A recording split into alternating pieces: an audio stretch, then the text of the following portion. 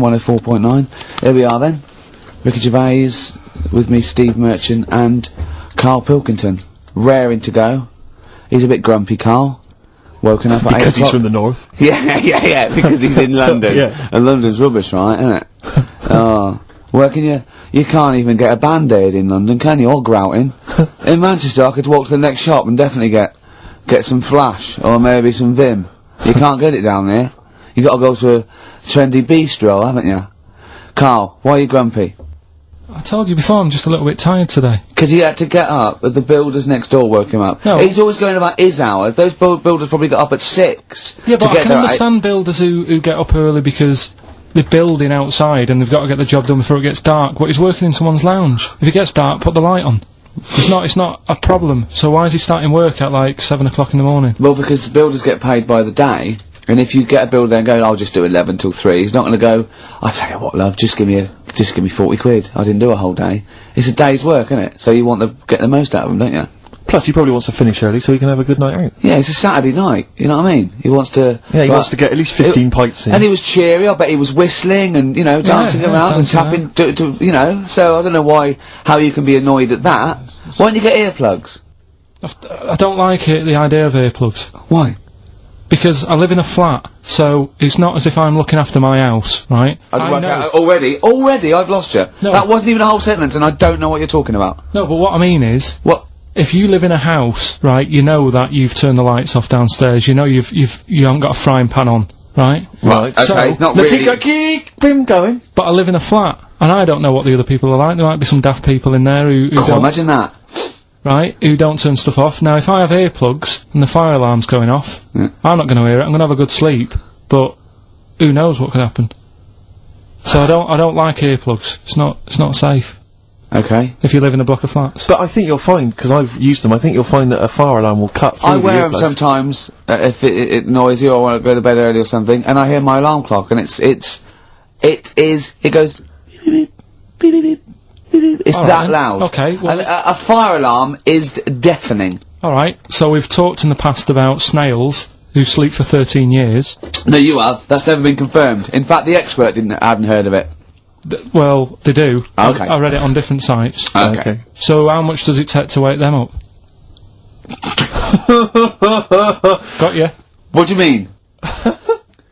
Well, they sleep for 13 years. Yeah, but it's probably, but I don't know what you mean by sleep. It's not the same sort of pattern that we have in a mollusk, is it? There's different, what is sleep? It's when you're sort of shut down, and... But they can estivate, they can actually literally No, shut but they didn't down, say that, they said they sleep for 13 years. And I mean, have you ever had like more than 10 hours sleep? Yeah. Feel really groggy? Well, no, I feel good after 10 hours sleep. I feel rough. I just was thinking what a snail would be like. Be like, oh. Be even slower than normal. Be even slower than you. Play a record. Well, anyway.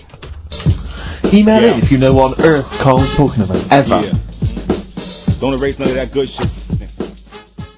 The rhyme came from the pressure of heat when it was laid out on the ground and paved streets. Wu-Tang Clan. Uzi on XFM 104.9. Ricky Gervais, Steve Merchant, Karl Pilkington. We've got a lot to get through. We got things like Radiohead to play. We got Feeder. We got Teenage Fan Club. You know, we've got 2 new competitions, Steve. Go on. A great one coming up. A film competition. I'm excited. That's great. And a music-based competition. Is it right to say that Rockbusters is no longer? We've still got Rockbusters. It's hanging on by the Oh, skin what? of its I teeth. thought we got rid of that. I thought we'd all agreed that we got rid of that rubbish. No, I think we should do it. I think people like Nobody wants it. Nobody wants it. It's 'cause he got his name in Heat now. It's No, Ricky Gervais, honestly. Steve Merchant and Karl Pilkington and the Heat said they like Rockbusters. That's why. Carl, I He's thought we had a pandering. meeting and we agreed that it was not going to happen anymore. He's worried about the fans. There's a guy here emailed in. He just emailed in 3 band names. He said, I may as well email in now on the off chance these are right because it's such an arbitrary quiz. Yeah. It's essentially a waste of time. The clues are so complicated. D. Frida Payne. That was a classic. That was a classic Rockbuster, wasn't it? When they start getting a bit ridiculous and that, and people aren't getting them, Oh. then we'll... You can't drink that pop now. Shaka Khan. No. That was another piece of genius. Well, I think we've already reached that stage, Carl. To be I've truthful, only mate. just got in this river. and there's loads of logs. Justin Timberlake, he said river. Lake, he said river. Lake, he said river. Just few of the highlights of Rockbuster. Can you please promise that this is the last one today? Because it's really, I think it's bringing the show down. Steve, he can't promise he'll remember the answers today. How can he promise what's going to happen next week? I still think it's got legs in it. Let's just see how it goes next week. You're not going to bring it back next week. It's got to be finished. We've got to put an end to it. We've got to give it a sort of final sending off. Okay, I'll tell you We've got to smother it, Carl, for its own good. I do want to trial this new film quiz we've got, because it's, I mean, I'm excited. I think it's the best competition we've come up with, to be quite honest. I mean, Carl, you agree, don't you? It's alright, yeah. Yeah, it's a film-based quiz. Right. We'll play you a clip from a classic film. I can tell you the film we're going to play. It's The Sixth Sense. Right. And there'll be a question afterwards, and you can win The Sixth Sense. On DVD? Yeah, not the ability to sort of tell when someone's behind you, but just this film. You know. Do you believe in sort of like extrasensory sort of perception and stuff, Carl? Ghosts and that? Yeah. Yeah. Of course you do. Not ghosts, no, the fact that people maybe can sense, you know, beings. There was a woman in on the Christian's breakfast show, right? Yeah. Blind woman. Right. Clairvoyant. Is that her name? Forgot. But she was a bit useless. She's a bit useless. I'm always worried about what's going to come out of I'm Carl's worried mouth. what you mean. What? Do you know what I mean? She's a bit rubbish at being a clairvoyant. Yeah. Right. I mean, I think if you're not that good at something, don't go on the radio and do it.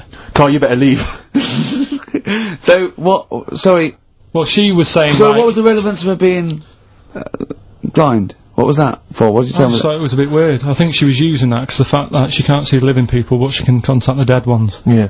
I'm so sorry, this is XFM 104.9. No, but I'm just- look, Once listen to you. again, Carl's opinions do not necessarily reflect anyone. Those of any human being. Any other person alive today. Sorry, Yeah, Carl, so but why, how did she demonstrate her clairvoyance, and why was it not very convincing? She was sat in the chair you're at, right? And people called up and said, I sensed that. Weird. They called up and they said, right, can you have a word with me, Gran? Yeah. And she goes, yeah, she's dead, isn't she? And it's like, yeah. He goes, ooh, and everyone's like, ooh, she knows her stuff. It was 50-50 to be fair. Yeah, and especially with a gran, because the person sounded about 35, so the chances are they haven't got a gran anymore. Yeah. And it was just Unless it's like, the fellas from Busted, because they, in the year 3000, they've only got to a great-great-granddaughter, and that's 1,000 years, so presumably, you know, they can live a lot longer. Yeah. I just wasn't convinced anyway. I don't want to diss her, because, you know, she came in and she did her stuff, and if people believe in it, I'm not going to put it down, but it just was a little bit off. You believe in it! You just think she didn't have the real power, as opposed to it being rubbish. No, whatever. but yeah, I don't know what we were talking about there. So we've got the film thing going. I don't know what we were talking about. Film. What were you talking about earlier about glasses as well, and Steve taking his glasses off? What was that? What are you saying that in front of him now for? Was it an insult? It wasn't really an insult. Carl, what were you up to? No, what was it? I genuinely don't remember. I genuinely don't remember. Right, Steve, I'm not having a go. Right? Just saying how people, it's a bit weird that you've got glasses, because you've got a good pair of eyes on you. Right? That isn't an insult. What were you talking about, though? What was it? Why did It was the fact that people who wear glasses always look a bit weird without them on. It's like, you know, they should wear glasses. Okay. Why did we get round to this? What was we talking about? What were we talking about? I don't know. I don't know. I don't know what that was. It sounds like an insult, even it wasn't intended as one. It wasn't. It sounds like an insult, Carl. It does, yeah. No, it wasn't. I But should be allowed to punch you every time you insult me now. No, but I'm not Oh, I'm having a doing go. it. I'm going to give you a dead arm. Look, Steve, it's you. You always even if it wasn't, you intended it to be one. what you? That was real. Play a record. But It's mad. Every time you insult me from That's now on. mad. Oh, is this the Cardigans? Great. Brilliant. I didn't even say anything. It makes me feel better. It makes me feel better. I can enjoy the rest of the show.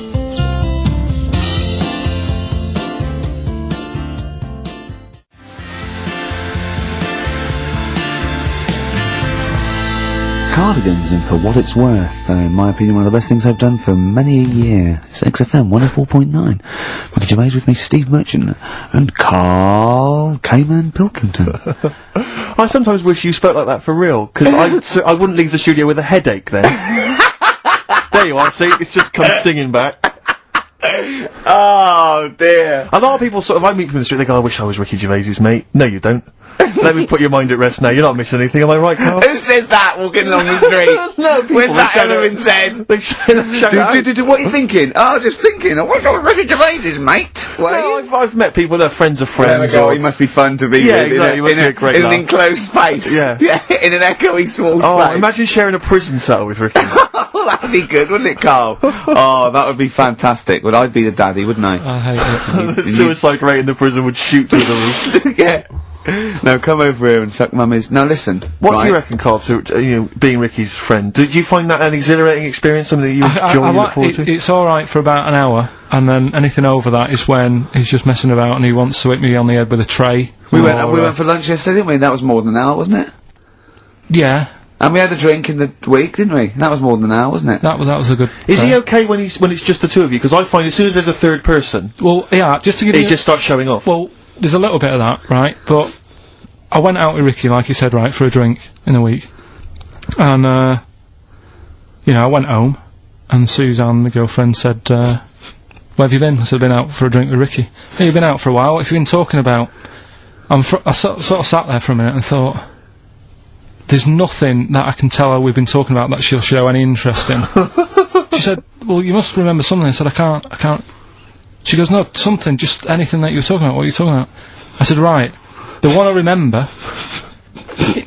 one of the topics that came up was, imagine that the only way to have a kid was you had to sleep with a squid. How many kids would you have? I was saying it was the future and the squid's but the only way they could do it now is like a filter. You had to sleep with the squid. I was going, would you? He was going, what do you mean? I was going, would you? He said, there's not a time he hasn't gone home with a conversation buzzing in his head that he got confused about. Would anyone want a kid that much?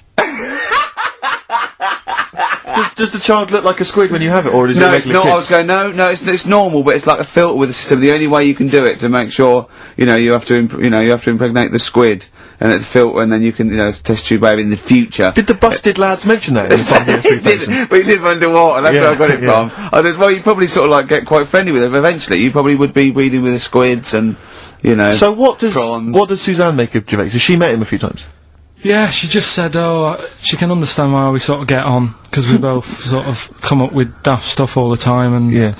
But I'm quite happy to have a discussion. I love the way that it talks about his partner like the adult. Well, like we're that's how I the two see kids it. that go out playing, talking about squids. That is exactly how I see Suzanne. It's like, if she wasn't there, I don't think you'd get out of the house in the morning. Well, You'd have tied your shoelaces together. Yeah, you'd have your earplugs You'd have forgotten in, to put your trousers the on. fire alarm would be going off, and, someone would left a frying pan on, the builders would be sort of like throwing you round. Yeah, I imagine she makes you like a put round me of down. sandwiches. Well, she's noticed that I don't ask as many questions now. Because, like, last night was one of the first times in ages that I'd asked her something, right? What did you ask? Where's the bathroom? No, right, do you know, like, I'm always thinking stuff when I'm bored, right? if it's when I'm washing up or what have you. Yeah. And, last night, she was watching, that Midsummer Murders. Midsummer Murders, right? I don't like it, I think it's rubbish. Right. So, Another thing you've got in common then. No, but do you know what I mean? But I'll let her watch it. Yeah. Do you know what I mean? She really likes it. He was standing, he's watching the microwave, she was going, Karl, no, exactly. this is the telly. This is the telly. Wait a minute, this chicken's gonna come I've round seen any this second. before, it's been before, it comes round again in a minute. Karl, what's the washing machine, Karl? So she's watching it, loving it and that, and I'm bored, because it's just, it's a boring programme. So I'm sort of looking through magazines that we've got. Trying to find animals without heads. And, it was in one of her magazines, and there's this article, right, about these identical twins, brothers, right, and one of them meets this girl, right, and it turns out she's got an identical... I've heard this is true. Right. They get married. She's got an identical sister. Right. So, they both go out. So two identical twins, male, going out with two identical twin sisters. Yeah. So I was looking at it going, oh, that's weird, because you see them, like, they're always wearing the same cardigans and that, and that's like... But then, but if you're an identical twin, then you probably would fancy the same sort of person, wouldn't you? But then, I was asking, she was going, it's getting near the, the plot, the murderer. If they had a kid, would they look the same? Yeah. Would not necessarily, because it depends on what genes are passed over. Even though they've got the same exact sets of genes, that you don't pass on all the genes, do you? It's 50-50, but you don't pass on exactly the same genes in each sperm, let alone with an identical twin. Yeah, but even though you don't do that, like, my brother and sister don't look like me, but you know they were related. Because they share 50% of your father's genes. Gobbledygook. Yeah. No, you share 50% of your father's genes and 50% of your mother's, but not the same 50% on 2 occasions. I think you completely lost it. When you brought in the word genes, I thought you were thinking, what no, they wouldn't necessarily. They wouldn't necessarily, no. They could do by Did Suzanne look at you like Oliver Hardy looks at Stan Laurel when he's just, like, nailed his hand to a wall or something? She went, ask Ricky tomorrow. And then turned up John Nettles. And then turned it up. Yeah. Oh, that is brilliant. I think there's I heard a story once where 2 sets of Siamese twins married. What if you fancied the one on the left? Yeah. What if one of them was having an affair behind the other one's back? That'd be difficult to conduct, wouldn't it? You better show off, he's waking up. What are you doing? What are you doing? What are you doing down there? What are you doing down there? There's no one down here. Well, I think there is, because I can see her sister here. What's she doing? What's she doing? She's covering for her. What are you covering for him for? He's your husband. Is my wife down there? I read something about some Siamese twins. Go on. And, one of them was saying, we get on each other's nerves and that. The other one was going, we don't. I didn't know this. I've never liked you. I've never liked you. One of them was going, I hate doing the washing up, but I let her do it. And, the person doing the interview said, well, why don't you help out? Just dry up and get the job done quicker. And she was like, no, I can't stand it. I prefer just to hang around there and wait for the other girl to do the washing up on her own rather than help and get the job done. Sure. Just selfish. Well, there was one set of Siamese twins. One had a job and the other one didn't.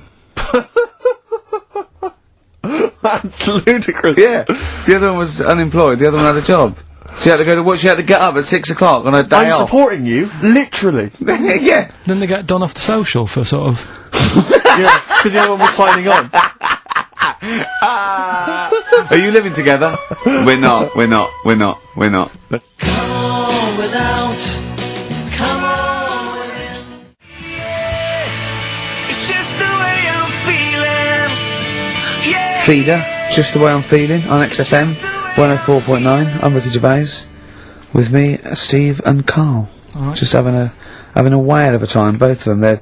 They love being in this room with me for 2 hours. That is their favourite part of the week, I think, isn't it? I haven't said that, but I'm assuming they love it. Right, competition time. Brand new competition we come up with. My favourite we've ever done, I'll be honest. And the great prize, the 6th Sense. You get a clip of a great film, and then you get to keep the great film. Now, I'll just explain this competition. I think Karl is a little bit of a frustrated actor, and so by the power of technology, Karl takes the role in a film, and there's a question about it afterwards. This is a scene starring Karl Pilkington from The 6th Sense.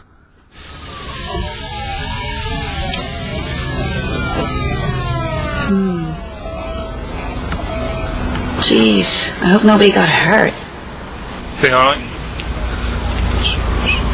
You're very quiet. I'm just thinking about stuff. So.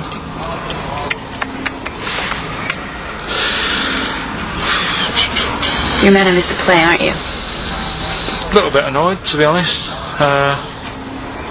Went down a storm playing the drums in Little Donkey, but your loss. I'd give anything to have been there.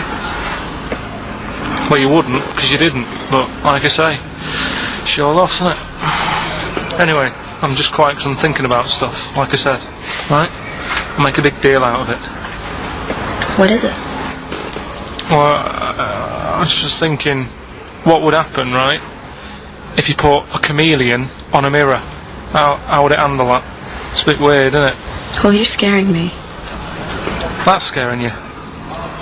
This'll scare you, right? The other day, saw two old men sat there having a Twix. You never see that, do you? Old fella having a Twix. You see ghosts, Cole? No, just the old fellas having a Twix, but They talk to you? no, They tell you to do things? no, because they were too busy eating. But what's that got to do? What are you looking like that for? Do you think I'm some sort of freak or something? Is that I would never think that about you. Well, Ever. No. Got it? Alright. Well, Well, it's a very chilling scene, that. that is great. Oh, that is fantastic. It's a very spooky scene from the film The Sixth Sense. Rick, I think you've got a question. Well, yeah, I mean, Karl played it wonderfully there, the role of the child that sees weird stuff. But who played the original role? What was the name of the child actor who played the original role? It's email only, ricky.gervais@xfm.co.uk. You can win a copy of The Sixth Sense. But I think we can probably play it again later for those that missed it, or those that caught the just tail end, get or those that need another reminder. Yeah, you got, get your, it's 15-20 minutes, get your, answers in, we'll pick a lucky winner, and then, we'll play it again, because I think that I think Karl can go to Hollywood with some of the things I've seen there. Absolutely stunning. Absolutely Brilliant. stunning. ricky.gervais@xfm.co.uk. I'm going to play a track now. We tried to play it a couple of weeks ago, but it jumped, so I got a new CD of it. It's Papa Garcia, and this is Natalie and Nusi.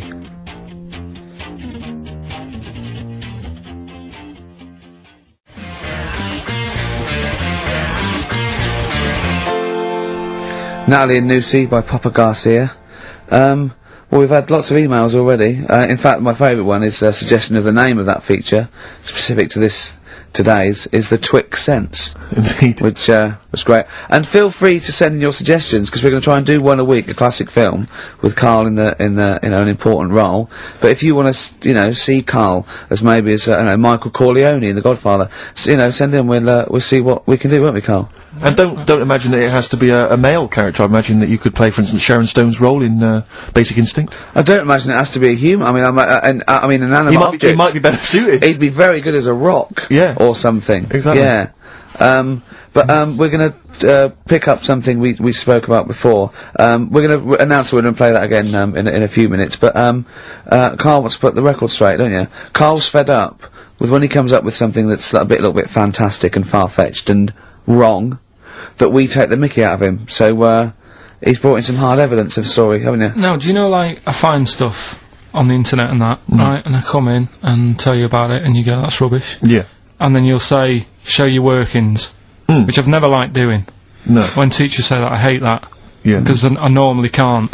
No. I've always gone, He's just got the answer's 5, and I go, no, I asked for the capital of China. The answer's 5. Yeah. But right, so we started a feature a couple of weeks ago, chimpanzee the thing about monkeys and stuff. Let's just play the jingle right. Oh, chimpanzee that! Yeah. Right. We started that. That's facts about apes, isn't it? And Monkeys, and so on, chimps, yeah. whatever. Yeah. And I told you a story about a monkey that was in a zoo, Yeah. and it got pally with the zookeeper. Right, yes. Remember? It moved into his house, didn't it? Yeah, and didn't it ultimately have an affair with his wife? Yeah, it liked a little brandy at night and a cup of tea in the morning, then he went to work and it moved in on its wife. Yeah. Right. Now, I read that in a book. Yes. Right? But then I was looking for some more monkey stuff online the other day, and I found the same story Right. from a different source, Okay. which is always a good sign. And it's corroborated what you claimed, is it? Kind of. There you go. It's not a different source though, is it? It's someone who read the same thing as you and printed it It's- themselves. then. I left out a fact. His name's Oliver. What, the monkey? So or I got that wrong, yeah. The monkey's called Oliver. Can you see that, Steve? Oh, yes. Right. There's Do a you picture of him here. Do you want to read it? Now, do you, where is this from, then? I was looking for world famous monkeys online, and it www.apenaut.org. This is someone who, in America, who set up a sort of similar website to... I don't know where he is, but... Yeah. Okay, he was originally brought into the US with 12 other chimpanzees, but immediately stood out as different. He learned to drink, enjoy coffee and beer, and smoke cigars. In the evenings, he would sit on the sofa and watch television. If his caregivers were out of coffee, he would walk into the kitchen, pour a cup, and take it into the den. As he got older, he made sexual advances on the wife, and as a result was sold. I reckon it was a stowaway. And to not get caught, he pretended to be a monkey. Yeah. Whereas really, he was just a... That would make sense, because the final line is, he's now living in retirement in Texas. Yeah. But, again, my only query, and I don't mean to be disrespectful, is that it doesn't really give much more information. I mean, someone who's set up a website like this, I'm worried that, what I'm saying is I'm worried he's a kind of an American twin of you. Do you know what I mean? Do you see what I mean by that? There's no real hard evidence. There's no kind of dates. There's no references to where he was specifically or what zoo he was in. Karl Pilkington. Yeah. From Dallas. Hi. We're cousins. Why do you need to know all that? The story's What there. do you mean, why does he need to know that? Why not accept it? Because another fella reckons a chimp moved in on someone's wife. What I'm saying is, he could be as much of a nutter as you. Do you see what I mean?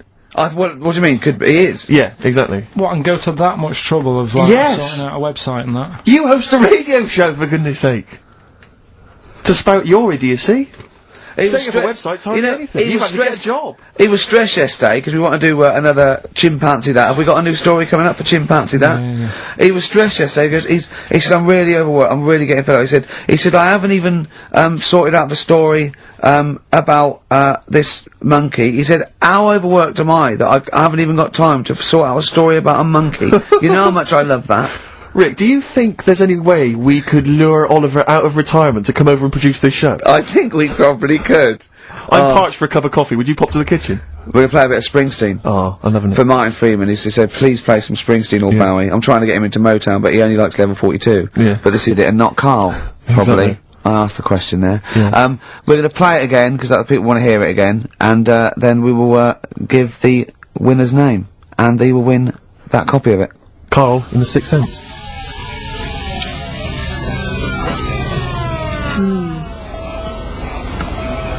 Jeez, I hope nobody got hurt. Be alright. You're very quiet. I'm just thinking about stuff. So?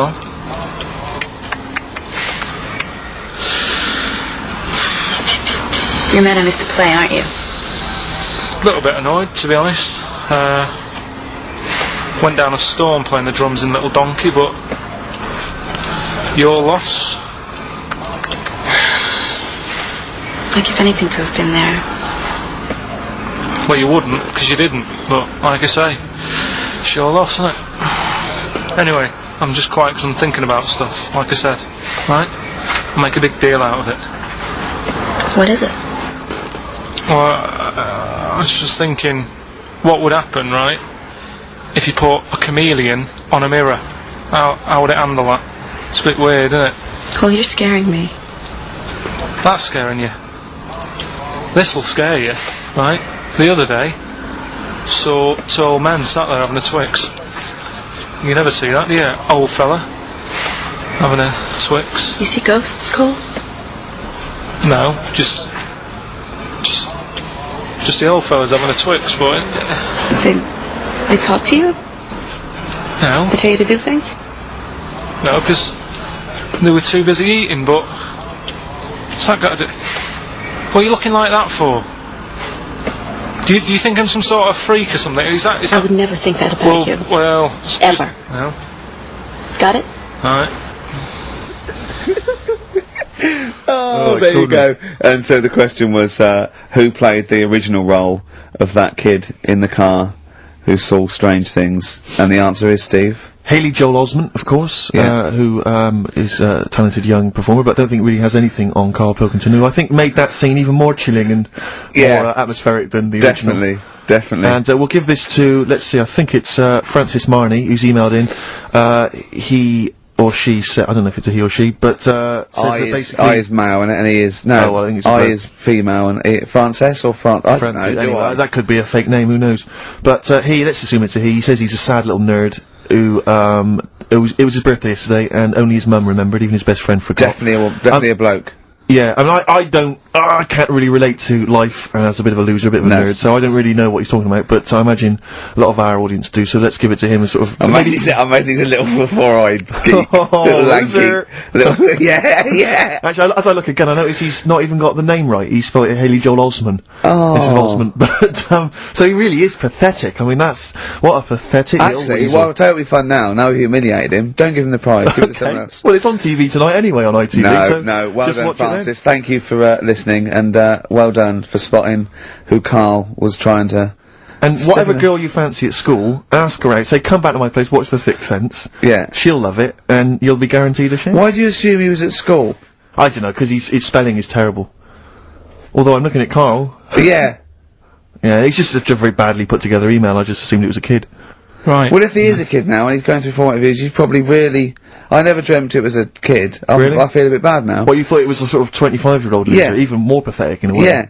And now I'm worried that, you know, you've embarrassed an adolescent live on, well, one of the biggest radio stations in the building. It's not even the biggest radio station in the building. I can't believe that. It's the smallest radio station in this building. Right, now we've done that, right, are we doing a proper competition? Yeah. Setting up the old, Rockbusters, your favourite, isn't it? Well, let's play a tune before. I don't think I can face that well, straight it's just away. I that need a break. we've also got, that song sounds alright. Aren't we? Another new feature. That song sounds good. Can I just say before we play a record that we've had an email from Dickie Anderson. Dickers! Richard Anderson. Oh, Dickster, you Dicky Docky Dido, are ya? If you're a new listener, then you won't have come across Richard before, but he loves the show. He's our biggest fan. He's a bit of a, and he loves the show. He tapes it and listens back to it 4 or 5 times. But the great thing about him is he's not afraid to offer a bit of constructive criticism. Oh, well, yeah, go on, what's he said?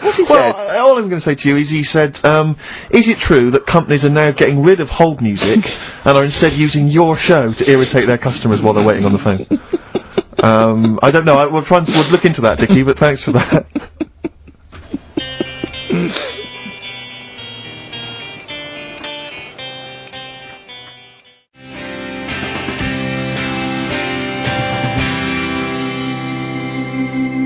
I Need Direction, Teenage Fan Club on XFM 104.9, Ricky Gervais, Steve Merchant, Karl Pilkington.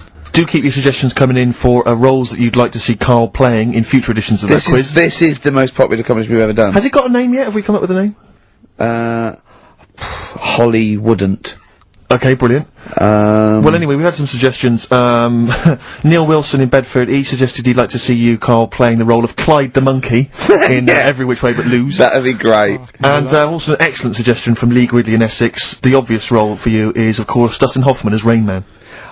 I said that, didn't I? That's perfect. That'd be great. Yeah. Just imagine going, okay, you remember, bet 2 for, good, remember, yeah. Well, you've lost again, yeah. That'd be fantastic. I'm worried that I don't know, it's a bit of a stretch, Karl. Can you play someone who's that clever? Give it a go. Yeah. I want to do Elephant Man. Okay. Why, what sort of ideas you got for Elephant Man? Well, I don't know whether I'd be him, or, like, the Doctor. What would you say if you were the Doctor? Just like, oh, how you do that? You know what I mean? How'd you do that? Yeah. Oh, look at your head. Have you seen your head? Or he goes, I'm not an animal. And you go, well, it's judging by your head you are. Yeah. Forrest Gump? Yeah, do that. Yeah. It's loads, isn't there? Yeah. We'll keep them going in. That's brilliant. So, the competitions don't stop there, sadly. No. Rockbusters. Oh, God. Right, how about, right, we've got this other thing, right, this other music thing. Yeah. How about we make that part of it? How many competitions have you got? No, well, this is what I'm thinking, right, because we can, if you're not happy with Rockbusters, if we add a little bit to it, and they love the bit I've added, then we can slowly fade it out without them knowing. That's it, do 2 of your Rockbusters and one of these. Right. Are these the prizes, Karl? They're the prizes. Well, let's do the prizes. Let's quickly go through them then. Yeah. Alright, what we got here? Let's speed this up, because I'm Sort dropping that off out. now. Yeah, I think I'm already it's pretty bored. either warm in here, or this isn't the most scintillating conversation we've ever had. Okay, firstly, there's a CD here. It's tracks that were sampled by various artists, including Jay-Z, Happy Mondays, and so on. It's the original versions. That might be quite good fun. I Sure. Love You. We see it's a number of love songs. Yeah. You've got Blue featuring Elton John on there. Yeah. Chicago. Yeah. Nat King Cole. Yeah. Some greats there, I'm sure. Yeah. Retro Dance Masters. Oh, yeah. That's another CD. Dance tracks, Yeah. obviously, on there. Oh, it's still knocking about. The Best Air Guitar Volume 2. Sure. Rubbish. This is quite good though. It's Paul Whitehouse's TV show Happiness. That's the first series on DVD. We've also got Stephen Polyakoff's The Lost Prince. You can have that in your collection. Probably never watch it, but it might look like you're slightly classy and arty. And Is it subtitles? the best one-hit wonders album in the world ever. You got stuff on there like Nana, 99 Red Balloons, and M's Pop Music. So not that bad a selection actually this week. He's cut out some of the chaff. Yeah, okay. So right, here we go. then. Rockbusters. Rockbusters, first one. We'll do 2 of these, and I'll play something in a minute. Right, first one. The Australian picks 2 blokes. What? The Australian picks 2 blokes. The Australian picks 2 blokes. The initial? Yeah, the initial E, right? And the second one, that builder's a I've got that already. It's annoying. that builder is a bit cute. He's a bit cute. Yeah. Alright. And that's BT. BT. BT. That builder's a bit cute. Yeah. And the Australian picks 2 blokes, E. And then what I'm going to do now is play some sound effects that make up a song, and you've got to guess what the song is. Go on then, right? just do it and then Song a shot on Here me we something. go, here we go.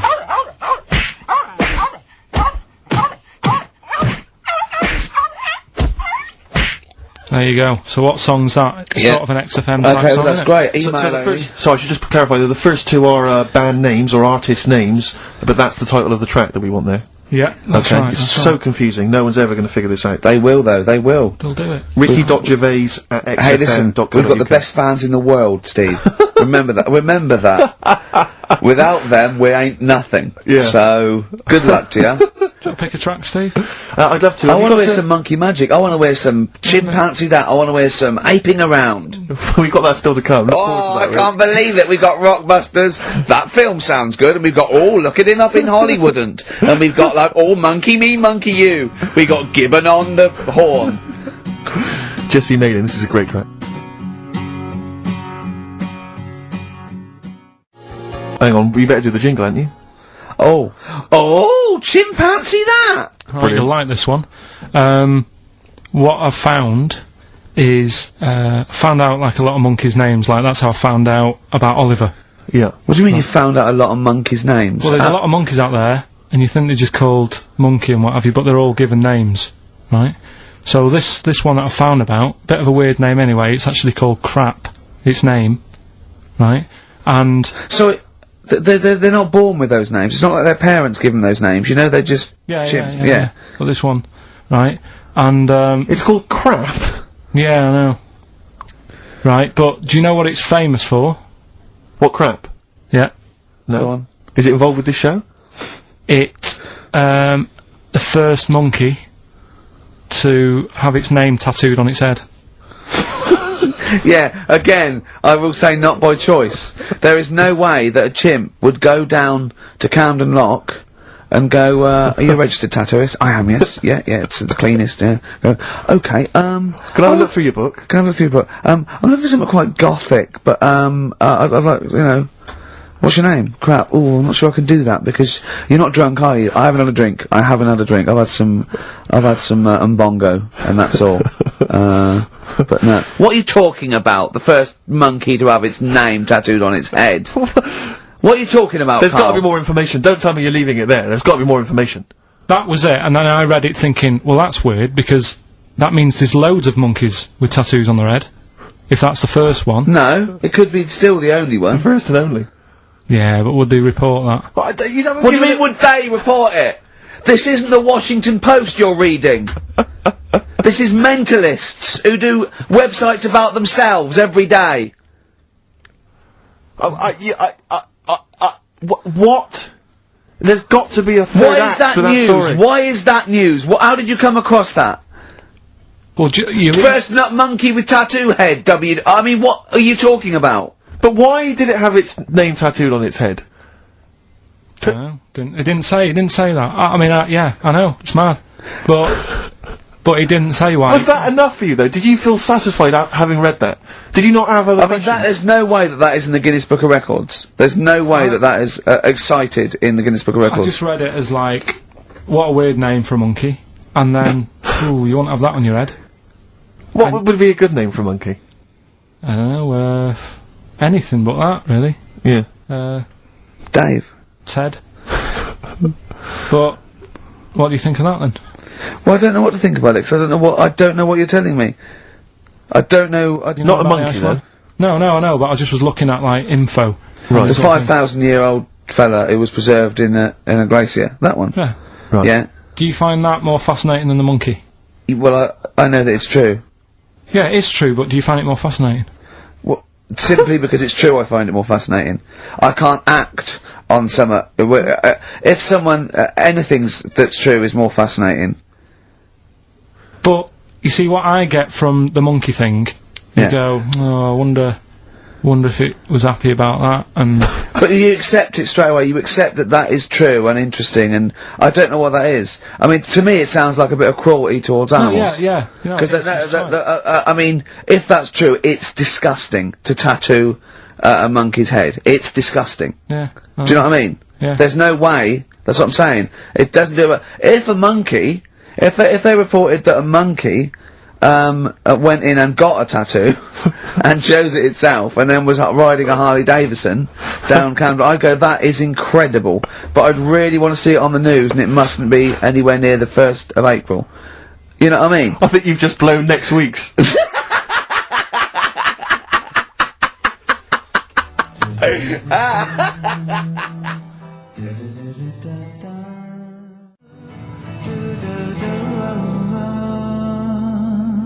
Letter to Hermione, David Bowie off Space Oddity album, XFM 104.9.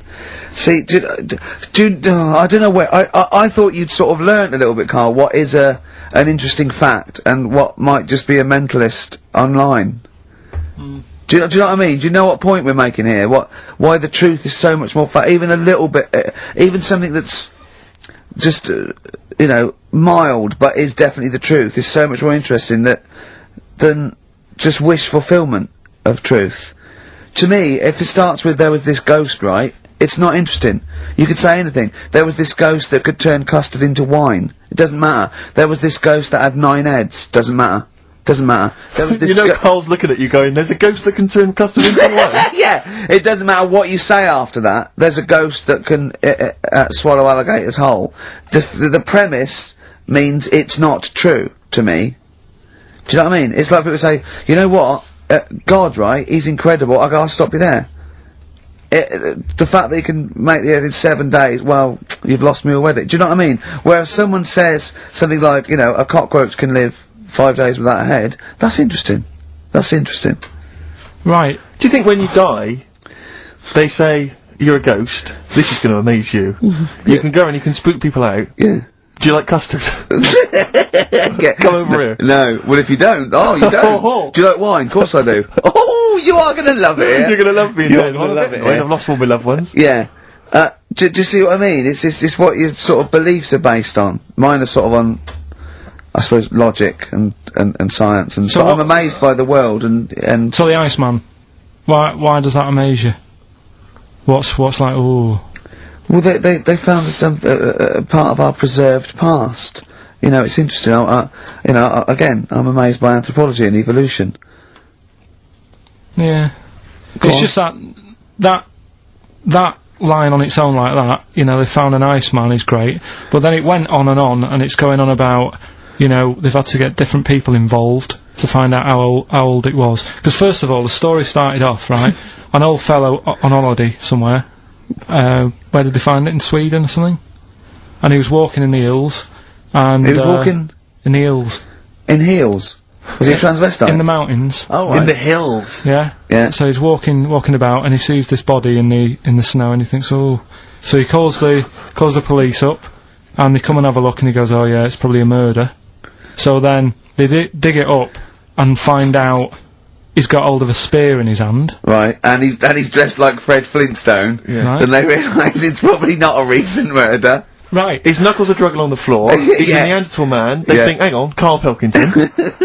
But when they found out, hang on, it's an old thing. It's an old thing! Can it? If it was a murder recent, then you'd go, hang on, how did this happen? Who does he belong to? Yeah. But the chances are whoever murdered him is also dead. 5,000 years ago, probably, yeah. So leave it. Just bury it. I don't think it's a murder investigation. No, but they are. It's not Quincy going, this was before my time. It's not a murder investigation. Yeah, just one thing bothers me, sir. Just one final thing. My wife loves you, but this guy. That's how they were Why treating would he it. have a spear Yeah. and a leopard skin? I just can't get over this. What are you talking about? That's what I'm saying. What are you saying? Right, shut up everybody. What are you saying? You've got one chance now. You've got to ask me a question, and I will answer it the best way, but what are you saying? I'm What is saying, your question? Right, he probably spent a load of money That's not a question. That's not a question. Yeah, but let me tell you what I'm saying, right? They're probably spending a load of money finding out stuff about this fella who died. And even if he wasn't murdered, he'd be dead by now anyway. So get over it, right? 3,000 years ago, he died, right? So then they start messing about with it, saying, well, how did he die? Well, it doesn't matter. It was ages ago. Then, they start digging his belly open, seeing, last meal that he ate. Yeah. Oh, he ate seeds and leaves. Well, no surprise, really. There's now else around. Again, spending more money. Someone's been paid money to sort that out. Then they bury him, and then said, hang on a minute, are you sure that he died by, like, a spear? Let's dig him up again. So they dig him up again, and find some splinter or something. I don't believe they buried him. They did. Well, in some sort of fancy coffin so everyone can see him. But for me, that is more wasteful than sorting out something that's, you know, like, someone who's ill. Sort something out, you know, They're sorry, it's not either or. They didn't pull a doctor out of surgery. Exactly. There's not an old man in a bed in the corner somewhere. Yeah, they go, Ted, what are you doing? I'm just giving this bloke a stat clear. No, look, we found an old fella in a skit. Okay, okay, you take over. It's not either or, Karl. What are you talking about? It's scientific research. But don't you see why this is fascinating? It gives us an insight into how we lived 3,000, 5,000 years ago. That's an incredible historical document. What if he was your equivalent? What if he was like the Karl of the time, and there's people, you know, ghosts now through there going, oh God, I don't believe it, they've dug up Karl. They think we're all like that. Oh no, they're going into his brain now. They're looking at how his brain works. We're gonna get such a bad rep. Oh well, dear. Each to their own. If you like it, I just thought it was a bit of a waste of money. A little bit of a waste. Yeah, okay. But, there you go. Anyway, will we give out the answers to Rockbusters next? If we must. Yeah. It sometimes stuns me. Sometimes I'm taken aback, do you know what I mean? But what worries me is if one day aliens do visit, I'd love and that. they come down, yeah. But what worries me is they might bump in. What if they bump into you? What if they bump into you and they think that you represent mankind? And they go up and they start another planet. They can they say, we'll ask you 3 questions, and if you answer them correctly, we will not blow up your planet. Yeah. We'd be doomed. It depends. It depends what they ask you, don't they? What if they said, right, Karl, what's the weirdest thing ever found in China? I say hairy Chinese kid. And they go, right. Okay, interesting. Two, alright. What don't you see anymore? What do you see an old bloke doing? Don't see an old fella eating a Twix. Yeah. And they say, what if they asked you, what's across the road from you when you're washing up? Well, there's 3 things. Do you just want one of them? No, I want all 3. You want all 3? There was a Chinese kid dancing about in his underpants. Yeah. There was a bouncer every night getting ready to go to work. And the third one, the old woman reading a book, the same book. And they go, right, your planet's saved. See, Gorg, back in the ship. Yeah, they are a superior race. M&M. Alright, the second one, that builder is a bit cute. The initials there were BT. That was Bonnie Tyler.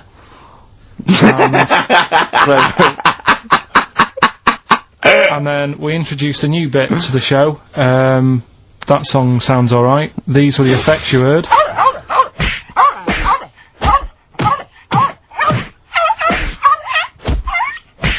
And that was Prodigy, Smack My Bitch Up. Who are you punching there? And could I just say, no animal was harmed in the taping of that effect. There you go. No. Right, so have you got a winner? Yes, Rob Preston from Croydon, he has got all 3 correct, and he wins a selection bag of shite. Exactly. So, yeah, so good luck, enjoy that, Rob. If you can. Yeah. Sell it. Record and tape exchange within 40 minutes of receiving it. I imagine the one good album that he likes. Bob Dylan on the tracks for all this bag of shite, please. Should we play a record? Absolutely. Can I just ask now, what are we thinking with Rockbusters? Are we sticking with this, or are we, because I really thought we'd cancelled it. What about that format we've just done where there's like 2... This is another off-air discussion, I think. Well... I just feel the listeners should be able to contribute. They do. Yeah. They phone in and say, the show's rubbish, move on, can we experiment on Carl? I'm a doctor. Yes. Yeah.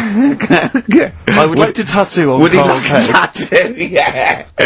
Oh dear. Carl, have you got any tattoos? Have you ever thought about that? Any kind of piercings? Don't like the idea. Don't mess with your body and that. Okay. He doesn't like the human body, he's scared of it. But I told you, didn't I, about me uncle Tattoo Stan. We've talked about that, haven't we? Yeah, Tattoo Stan, yeah. Yeah, he's got loads, and I think now he sort of, you know, looks in the mirror and think, oh, what have I done? Yeah. But then again, so do you. I was telling Ricky before about someone who had a tattoo. It's a bit horrible, really, isn't it? I don't know, I can't remember. The skin thing. Oh God, yeah. You're not going to tell us it? Again, I'm hoping it's not true because it's from Carl, but it's pretty disgusting. But yeah, unfortunately, because there's no paranormal or animals acting like humans involved, I think it might be true. It's a fellow who kept his dad's tattoo. Yeah, he just sort of, when his dad passed away, he got the skin off and put it in a frame. Who'd you ask to do that? Oh man, alive! Ashes to ashes. Sorry. Before we bury it, you don't. Before we cremate, and I've got a Stanley knife. Do you do any other services? Like what, my son? I'll just pop some of him in a jar for me. I'm sorry. How do you? I mean, I bought this clip frame from IKEA. Yeah. You just slip that between $4.99. Yeah. I imagine your father is a man who's probably appalled by the idea of tattoos, earrings, things like that. I imagine he's quite an old school gent. He's never sort of said anything, but if you came back with an earring, what would he have said when you were a youngster? I never saw him that much as a kid, so I don't think he'd have noticed. My mum would have said, what have you done that for? Yeah. Our kid had a tattoo. And an earring.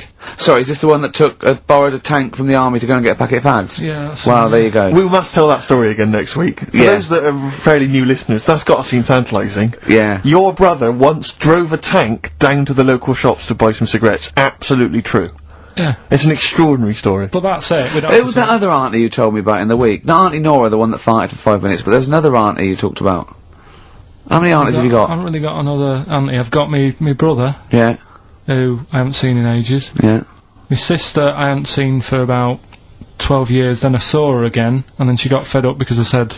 Oh, she had a new kid and you went with all the same. I've seen one, I've seen them all. Yeah. Why is she saying that to your sister? Your sister, you haven't seen her for how long? I hadn't seen her for about 12 years, and then for some reason I met her in a car park in Wales. Right. And, it's incredible, isn't it? For some reason. Yeah. And, she got in the back of the car and she said, oh, I want to show you something, right? And, she got this picture out and said, look at that. And it was one of my new nieces and nephews. You can't tell, can you, if it's a boy or a girl. Son. Yeah, or whatever. And, she said, look at that, and I said, oh. And I sort of said, well, there's no point showing it me, all babies look the same, There's no point in showing it me. It just takes 2 seconds of your life, you go, oh, lovely. Right. That's all you have to do. If it was a first... Yeah. I'd say, oh, I'd show a bit of interest, even though... Do you think the novelty wore off for her with the second kid, third kid? Sixth kid. I think even she should be bored of looking at pictures of babies. Kind of a woman is she? And can I get her phone number? Right, is that it then? Play a tune. Have we got? Is this it? Have we got to wrap it all up? Yeah. Oh, well, I forgot to bring in a song for the ladies this week, so I thought I'd play a song for people who enjoy the work of Deep Purple. That run. It's Deep Purple. See you next week. Bye.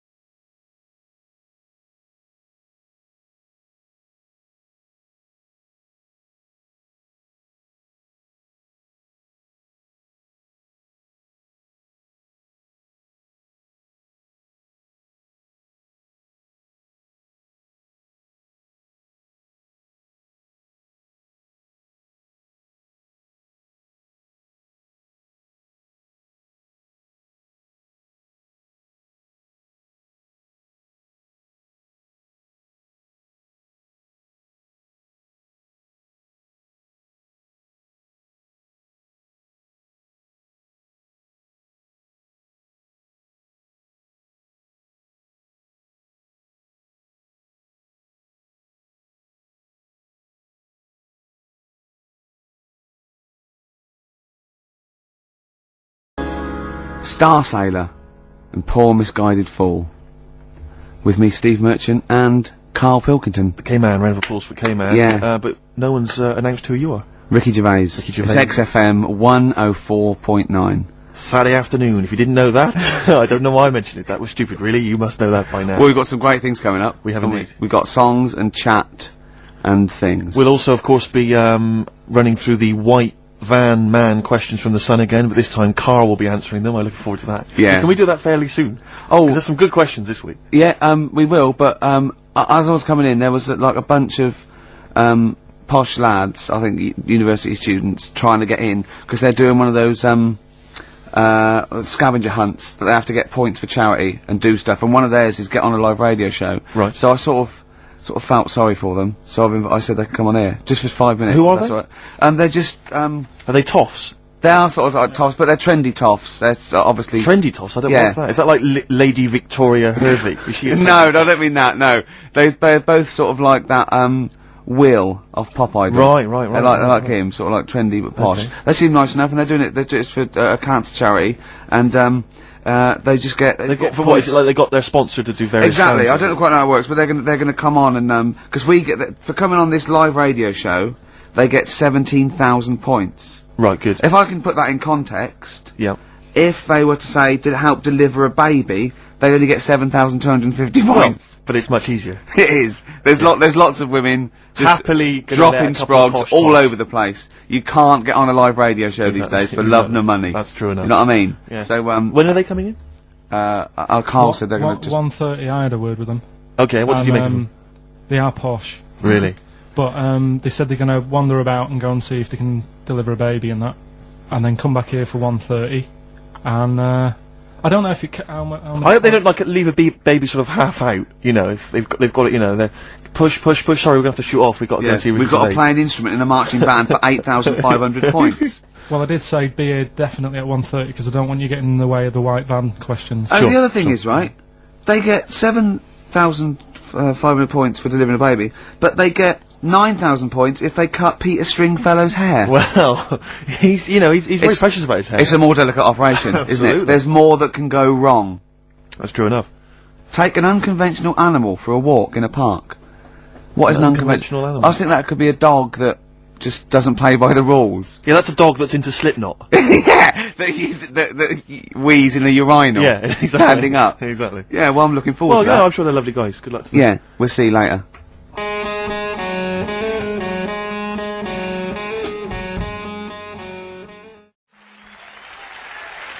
Nirvana, Man Who Sold the World. Carl's all confused because it didn't tell you it was ended, did it? What is that then? Is that a sort of glitch in the computer? Just applause, isn't it? I Careful, can't they hear might it. start swearing. You know what they're like. Yeah. Rock stars. Yeah. Their blue language. Yeah, and all their habits and all Oh. that. Yeah, it says track ending now. So it's a bit Stop late now, talking innit? about it. That's you're giving away all the secrets of radio and that. People think it's like an old piece of vinyl that we've put on a needle, you know, like those old bits of footage of Tony Blackburn. That's what they think it's like. They don't realise there's computers doing it all. Yeah. Rick, you're showing them behind the curtain. Never do that. I won't. Never do that, mate. In the week, I called Karl up. I said, "How are you, mate?" He went, "Not too bad." Now, as you know, his girlfriend's been away for ages, hasn't she? Yeah. Covering the World Cup, the African nations. Nations Cup. She's a sports journalist. Well, yeah. All right. Okay. I love the fact you're thinking, what does that mean? Like, well, she's not much of a journalist, Rick, to be honest. Oh. I've read some of her stuff. No, but she's not on air. She does stuff. You know. Yeah. Behind the scenes. Yeah. Sure. A lot of journalists do.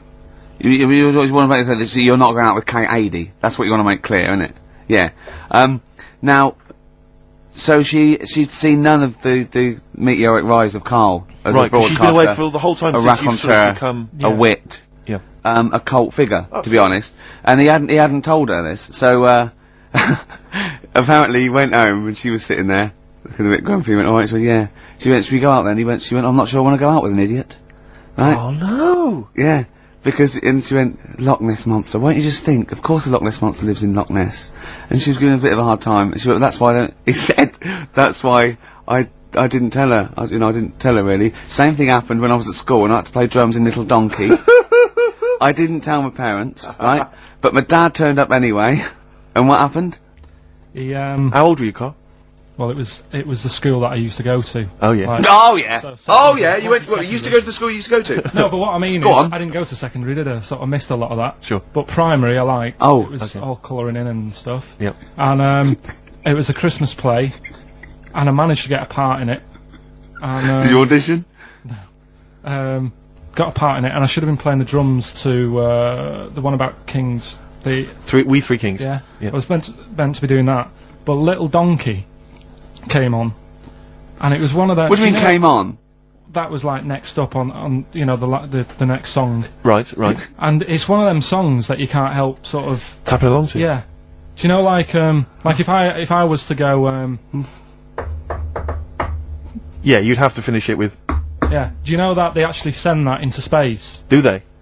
And What, hoping that aliens will respond with that? yeah, they do that because apparently it is one of them things that you can't help. What, even if you're an alien life form? Yeah. They know that, do they? Yeah. But anyway. What, because they watch Star Trek or something? Hello.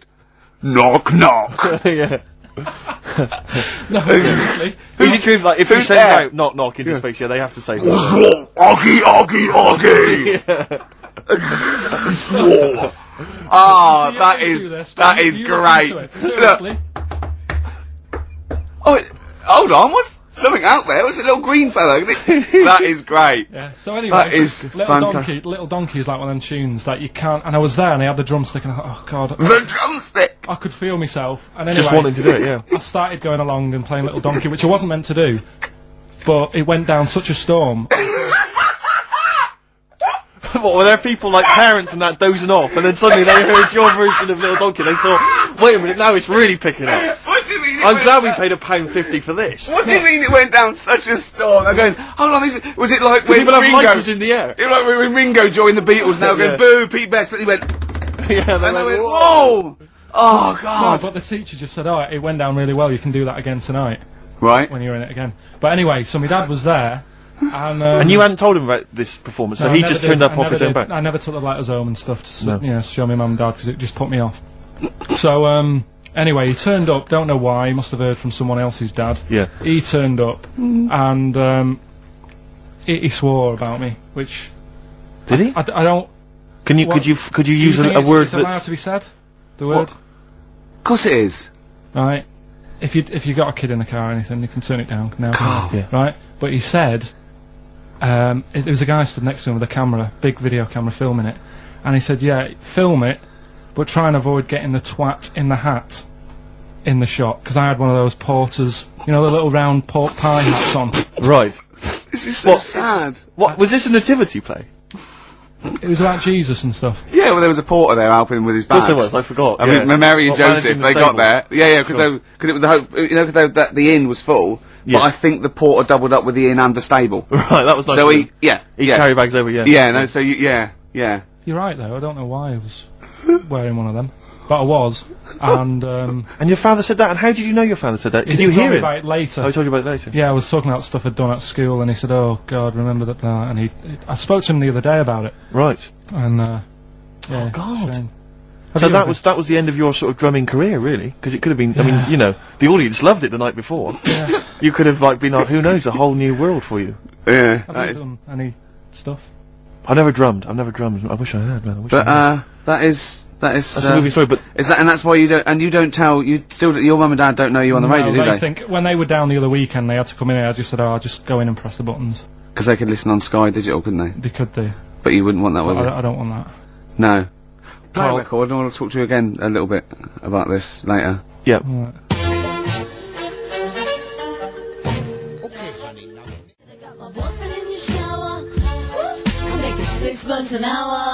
Princess Superstar, Bad Babysitter, first played on this show by Steve Merchant, by Bad Steve Merchant. That's true, isn't By Steve Scratch Merchant. That's I right. mean, I still like that, but the videos put me off it a little bit, because it's just, it makes it into the novelty record it always had the potential of being. Do you know what I mean? Although I was never a big fan of Bad Babysitter was not my favourite from the album. Sure. Sure. If people want my interest and my views on hip hop, then they can always email in, Rick, of course. Or call you at home. Just give me a ring at home, no problem. Yeah. Or I just pop out and hang with them in Yeah. the hood. Yeah, sure, sure, so, sure. yeah. Now it's time for White Van Man. White Van Man. Yes, Just for those explain what it is. that don't buy The Sun, they think it's beneath them. White Van Man is a column they have, I think, every day, actually, and they just get sort of some, Joe Public to kind of comment on the week's news. Just seemed to me, that it might be interesting to get Karl's views on some of the big events. Not because we think that Karl hasn't got a valid sort of viewpoint. No. Because Karl sees the world differently to some people, that's all, and that's what's interesting. Like an artist does, or a... Exactly, yeah. He's very bohemian in his outlook. Yeah. Do you feel that you're up to scratch on this week's news? I don't like this bit. Don't you? Don't, just relax. Why not? It's pressure. No, because you just have to give us your first opinion. For your honest answer, that's all we've ever asked of you, Karl, and it's all you've ever given us. Your honest, your first from the heart view, yeah? Don't worry, just relax. Just chill out. Are you worried that people are listening and thinking you're an idiot?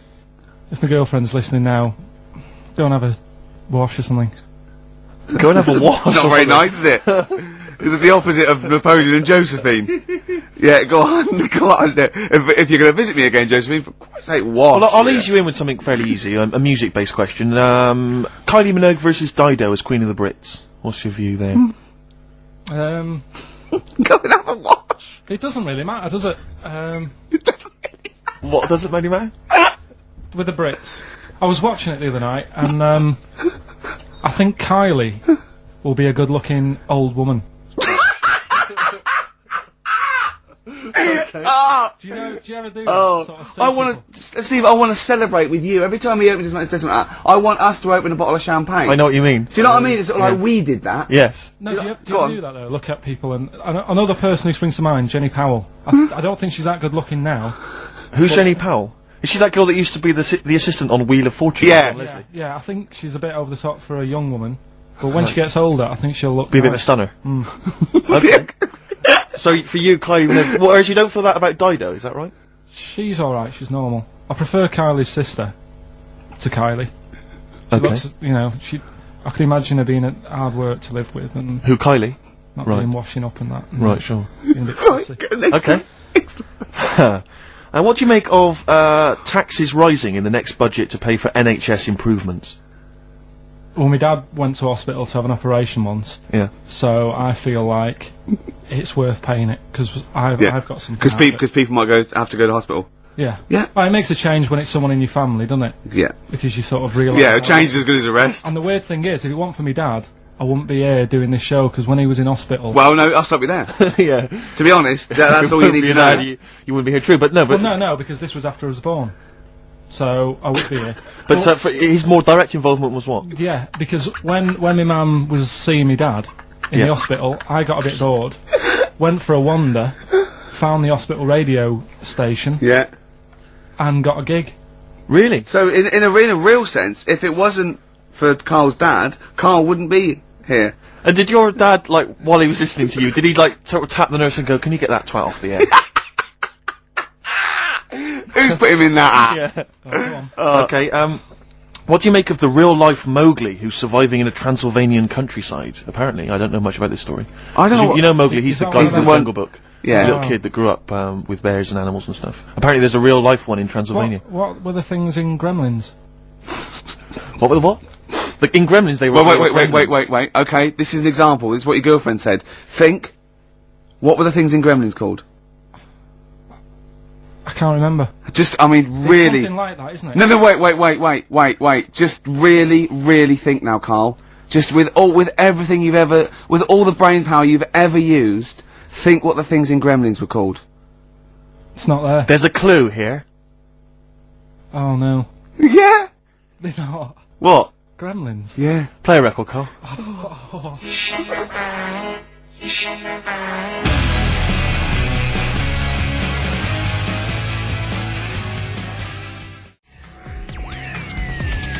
This is XFM. Well, we're back, and there's a few more people here. It's absolutely well done. Yeah. Well observed. Yeah. Do you want to say hello? Yeah, hi guys. And what are you doing here? This is Mark and James, or Sco and Belch, and we're here. Sorry, your names are what? Sorry, say the last bit again. Or what? Sco and Belch. Sco and Belch? Yeah, that's right. Do you want to explain that? No. No, from the drinking games, I imagine. Yeah. We've got worse names than that, but it's radio, so. Sure. Now, you're presumably students? We've just we kind of graduated. We've been in work about a year or two. And what do you do? I work for a management consultancy. I work for a distribution company up in Birmingham. Well, okay, now what you're doing is a scavenger hunt, and you're raising for cancer charity. Cancer research. Right, and you've got to do, and this is, we're just helping you out here because for 17,000 points, you have to get live on a TV or radio show. That's exactly it. So here we are. That's why we're here. Yeah. Do you ever listen to XFM? I know of it. Yeah, I listened to it a few times. Sure. What kind of music, what kind of sounds would you normally be into? I love cheesy radio, sort of school disco, sort of, 80s stuff. Sure. Sorry, what was your name again? Mark, or Sco. Okay. And you're... Belch. And what sort of sounds would you be grooving to, Belch? Cheesy. UK garage? Well... Craig David.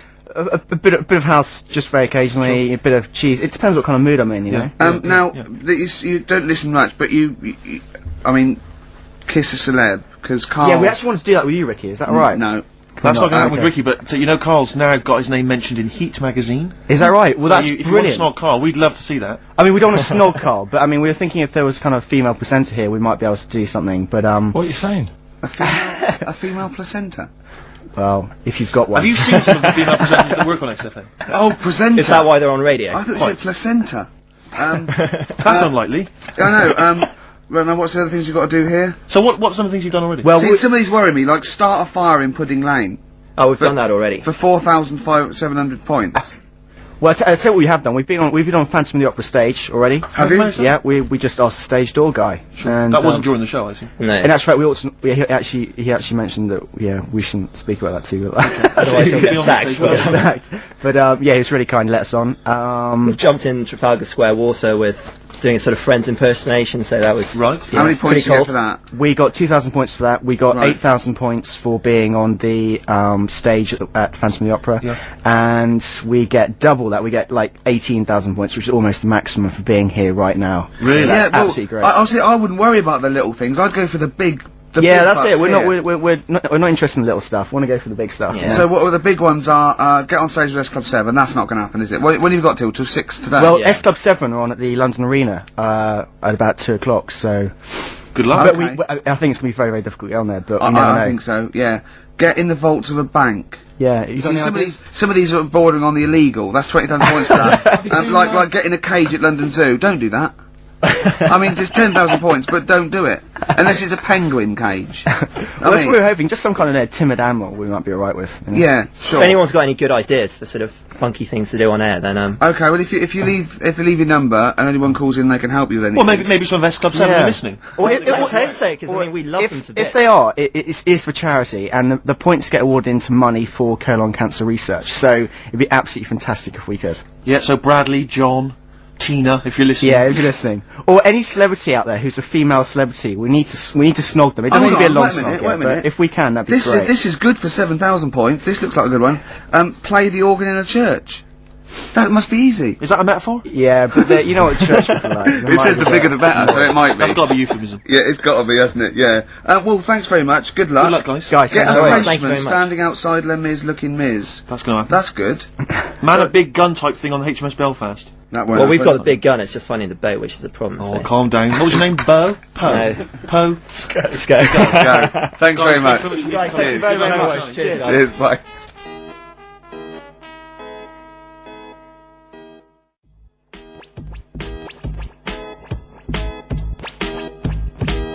The streets, let's push things forward on XFM 104.9, the home of charity. That's true enough. Yeah. I've got to slow down because I'm doing a little bit too much for charity. I've got to worry about myself sooner or later. Do you know what I mean? No, come on. We were halfway through White Van Man. We were indeed, yes. Those lads came in. Getting Karl's views on some of the big stories of the week from the news. Karl, what do you make of the fact that the British Olympic curling team won a gold medal? I watched it. Uh-huh. I thought it was really good. The only thing that's getting on my nerves now is like, what was that? Is that a trombone player just sneaked in? That was me moving this microphone. Right. Incredible, wasn't it? Yeah. What an amazing noise. The only thing is, That shouldn't sound like that, should it? That's incredible. What a shoddy tin pot station this is. Well, we know that. Sorry, Karl. Go on. it's like in all the papers now, in like the the Star and the Sun all week, they've been like traipsing models over a bit of granite. Do you know like how those things are made out of granite? The things they throw. Oh yeah. And it just that bit annoys me. Okay. The Daily Star?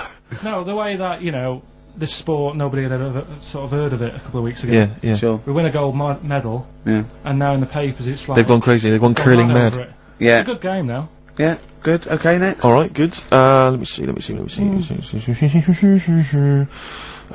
about the fact that the world's tallest man is living in a semi in Neasden? It's alright, isn't it? Something that someone told me in the week is that, do you know all these tall people like this guy? Yeah. Which is a bit weird, they've only just found him, considering he's the tallest man. I think that's a bit weird. Yeah.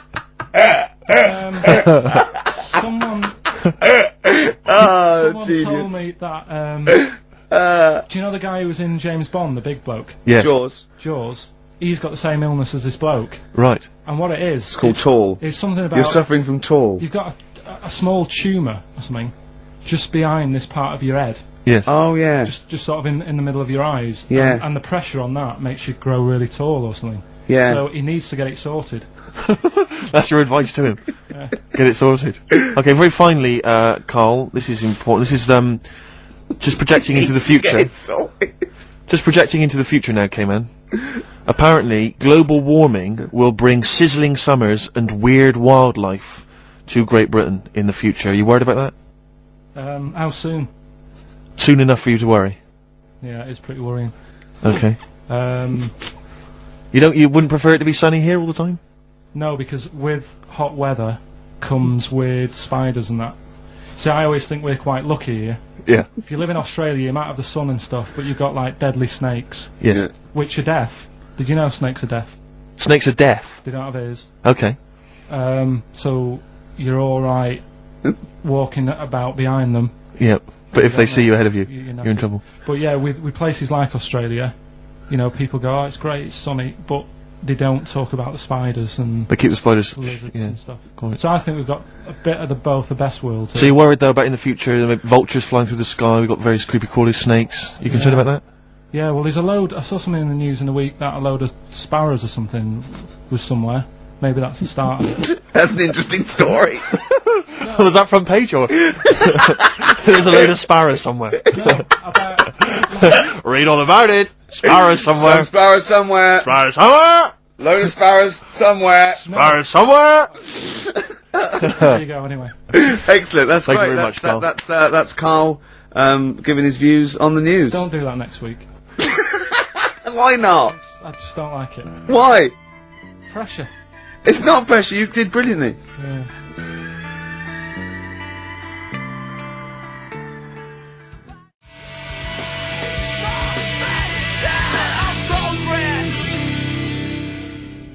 Lost Profits there on XFM 104.9. Now I like that. It rocks. I like the guitar, atmosphere, it's good. But it's called the fake sound of progress. I know. See, what always annoys me is when people, they dismiss, you know, say Enrique Iglesias, current #1, great song. Good video. Brilliant video. And they say, oh, it's rubbish and all that. But I think that songs with titles like A Fake Sound of Progress, much more something to get on your hobby horse about. What has happened in that Bad video? lyrics by good artists is always worse than if you're listening, or if you work for the record company, or you worked on that video, because he's got the money and the girl, and then Mickey Rourke beats him up, right, he has a fight, you just see him knock him over, and then it cuts, and the next scene, it's night, it's not in the desert, there's loads of, police cars, they're not doing anything. They're just standing around. And somehow he's... probably eating donuts. He's dying of injuries, but I don't know what happened. They don't...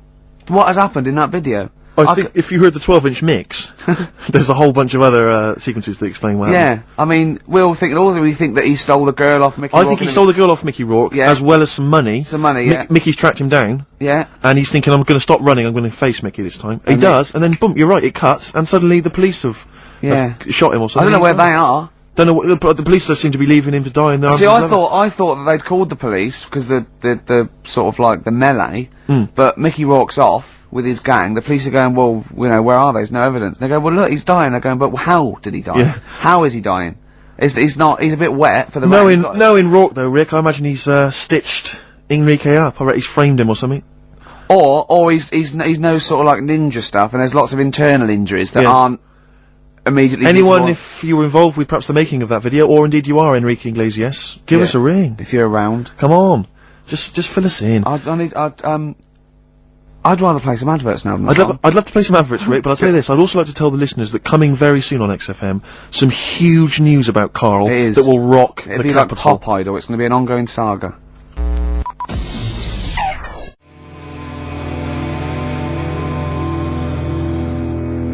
Gomez, Shot, good track, good band, but I'll tell you what, in the second hour I just want to play classics. I'd love to hear a bloody I want to classic, play mate. some Cure, New Order, Smiths. Sure. Do you know what I mean? You know, we played Nirvana earlier, but it's not enough for me, Steve. No, you need your fix. I want, I do, well, it's that point in the show now, Song for the Lovers, one of my favourite singers, probably one of the most beautiful singer-songwriters of all time. Well, you don't mean that, like, you don't mean that he's a good-looking bloke and you fancy him.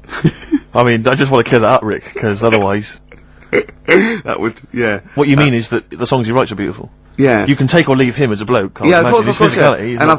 And and he's written such brilliant classics with his lovely arse as, oh, why did I say that? Why did you say that, Rick? Because Why people did I say will that? listen and misinterpret. Oh God. He wrote Galveston, he wrote Wichita Lineman, he wrote, he wrote MacArthur Park, and just to tickle him down below, what? I don't know What are what. you saying there? Thieves. And this is, a song, one of the most beautiful songs I've ever heard. It's off the album 10 Easy Pieces, which is just him doing the versions, of other, you know, that he gave to other people on piano. And this is, called If These Old Walls Could Speak, and it is absolutely beautiful. Listen to this.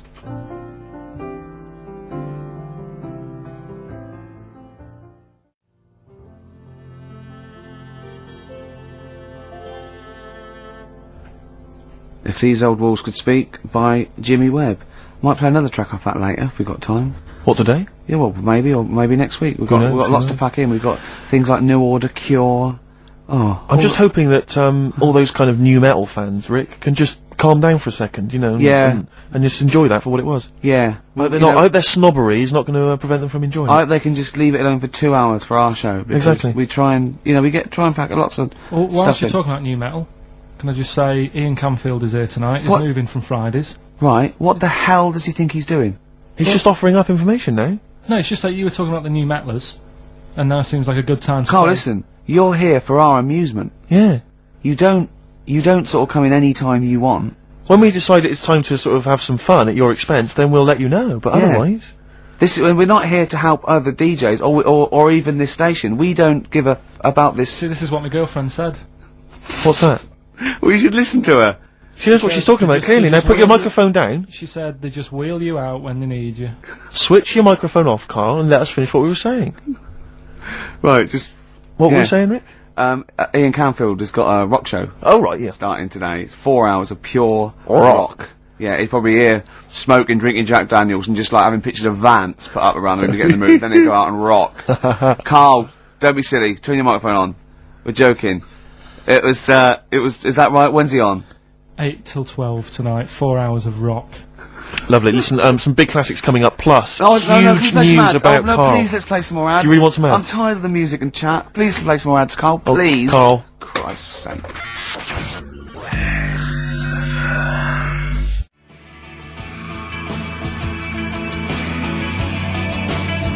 Cure on XFM 104.9. That's what it's all about, Steve. Absolutely classics. Yeah, we've got some more classics coming up. Looking forward to them.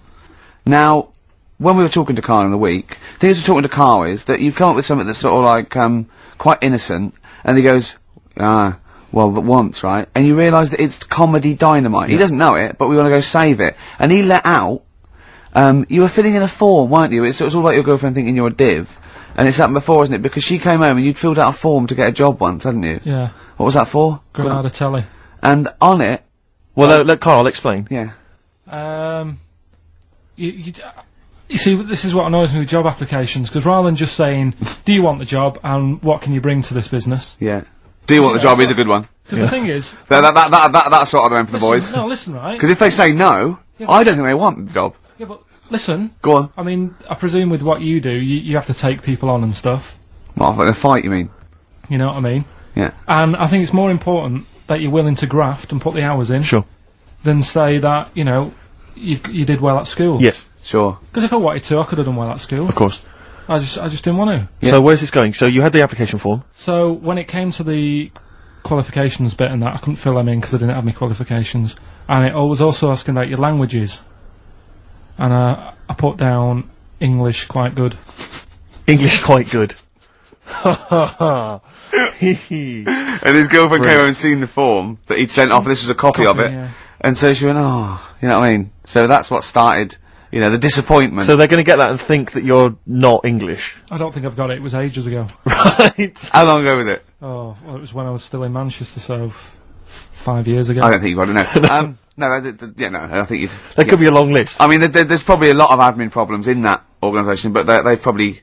But what I meant by it is that you know, I can speak English, but I don't know all these long words that people use all the time. Yeah. Oh! God. Oh, can I just tell this quickly? In the week, I'm talking to you now, the listener. Usually I don't. Yeah. Karl said, about embarrassing him on air and that, and he's worried about his education, and he was worried about not knowing long words. Like, we come up with any long words.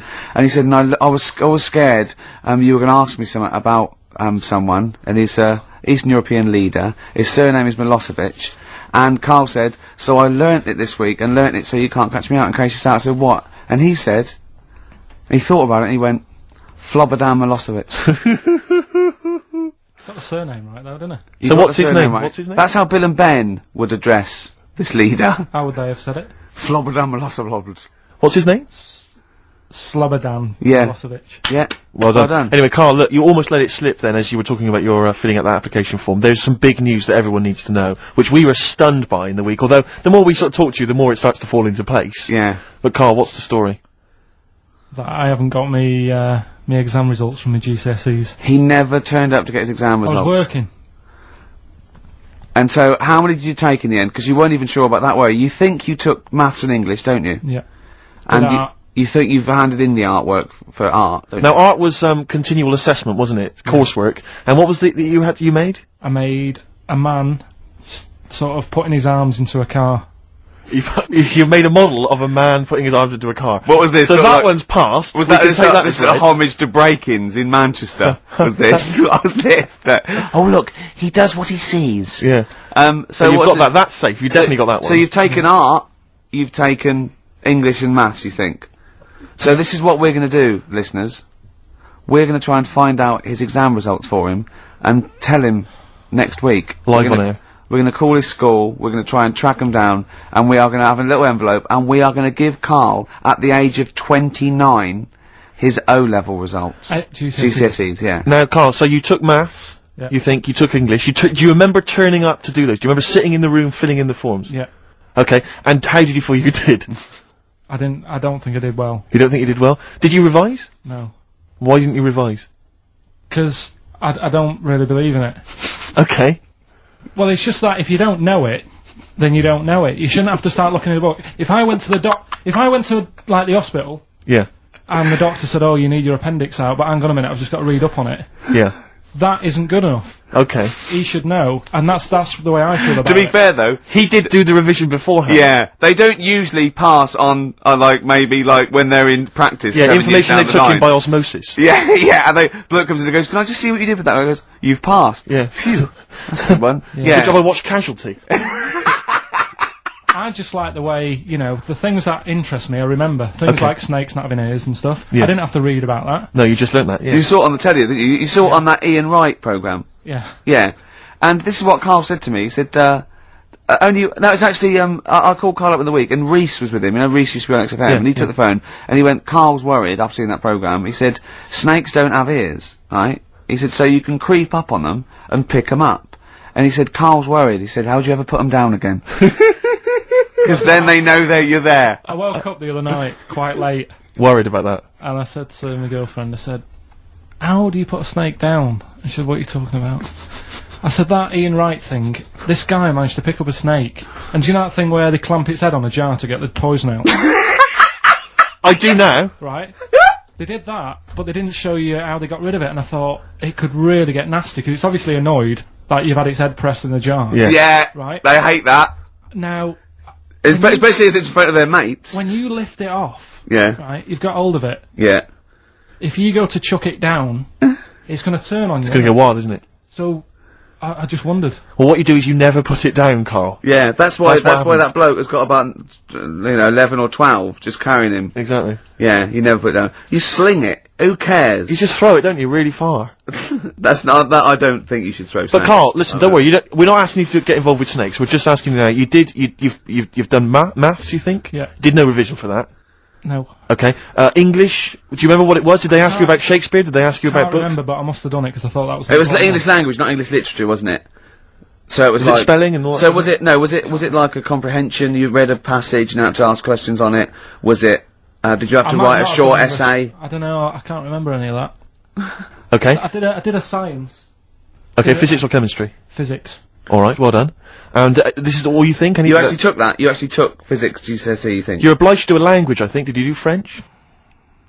I did French for a bit. I don't think you are. I don't think you have to do a language. I think you have at GCSE. I think you've got to. Well, English quite good. I think that's his language he did. So you don't know about language? History? Geography? Just we'll find out, won't we? Okay. But you just can't remember. I can't believe you can't remember turning up for these things, because it's quite a big moment in people's lives. It is the thing that you've been working to all of your educational life. On the day that the things came out, I was working at as a printer. Okay. And it was a really busy day. A lot of spelling mistakes that It was day, a really that busy paper, day, so you're bound to forget. Yeah, yeah. No, but I had to use gold ink that day. Oh. And it's, yeah, I mean, you're not a printer, so you don't know. No, that's the biggie, innit? But it's tough, you've got to really get your rollers clean. Carl, play a record, mate, and good luck with the exam results. Hopefully we'll have them for you by next week.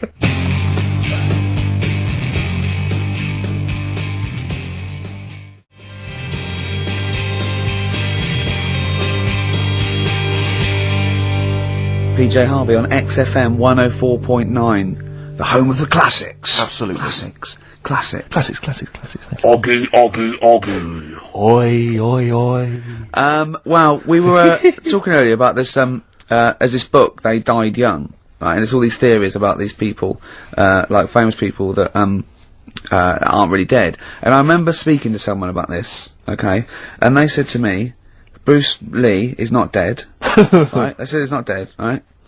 And I said, well, how do you know? He's going, no, it was a whole big thing by the Hong Kong government, and he's actually working as an undercover cop in Hong Kong.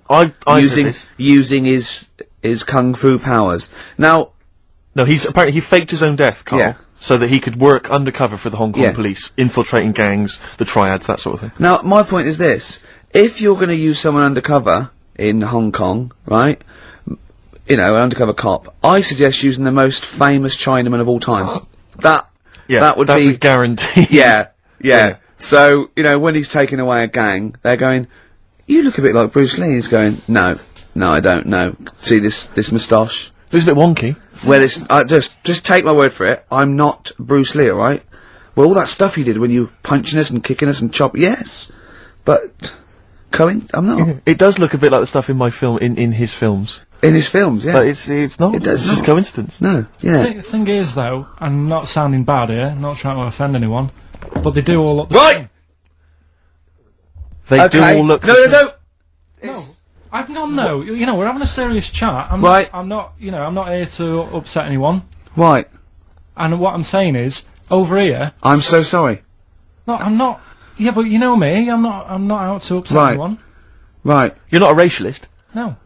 What do you mean? Are you saying Orient people all look alike? Well, look at the people over here, right? Yeah. With like you've got ginger people. You've got people with black hair. You've got people who are fat, people who are thin, but they're all so sort of fit, which isn't a bad thing. They all do that sort of thing in the park. They're all fit. It's a place where black hair. I mean, when they come here, they take pictures of people with ginger hair, don't they? Because they don't get them over there. That's what I'm saying. So calm down. Jeez. So you're saying that Bruce Lee, the most famous Chinese movie star of all time... They can't tell him apart. Other triad members would... How are they going about the business at all? I mean, what I'm saying is, how would they even realise that was the guy? What do they have to do? Wear numbers in, you know, because there's a billion of them. When you know them, then you know... So what? Oh, I see. They can tell each other apart, can they? Well, they've got signals. This is amazing, isn't it? That's how you got away with Simon, which one are you? Just raise your hand, Simon. Yep. Chang, which one's Chang? Chang, good. Yeah. Oh, it must be murder, mustn't it? Just that can be the only people going into the wrong houses, all the time, getting off with their mates' wives. Exactly. Yeah. It must be a nightmare. It must be a nightmare. Please don't complain. He doesn't know what he's doing. So I'm really sorry to anyone that's he honestly does not know what he's saying. XFM 104.9. Yeah, but what I'm saying is... Go on. I don't think I am offending anyone. Okay. Fine, that's alright then. And you know that I wouldn't want to do that. No, I know you don't. Oh, no. I know. Radio, I said, right, if you got kids in the car, turn your radio down. So before you make any potentially racist remarks, just point out if you are listening and you might be Oriental. Yeah. Please don't take offence. Or go, You know what I mean. So yeah. Go on then, so what was this other dead person? Who's not... Carl, play a record. Ricky's having a heart attack. We'll come back.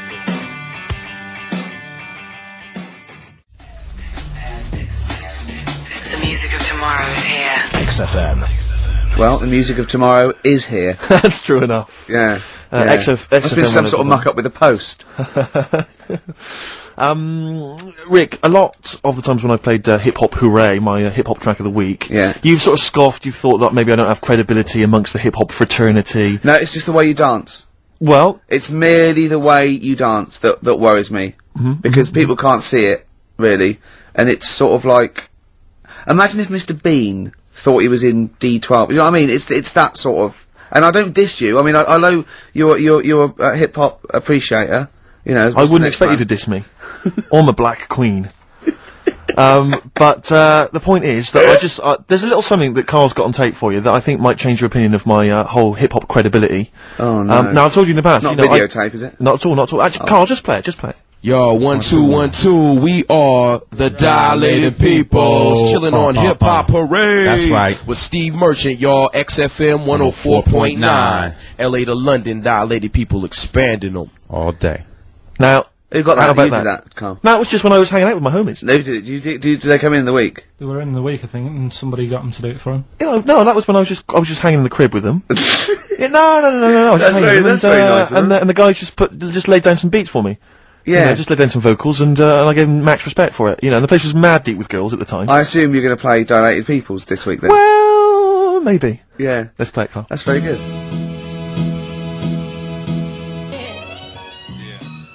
Merchant, y'all. XFM 104.9. LA to London, Dilated People expanding them. Respect, guys. Cheers very much. Out of here.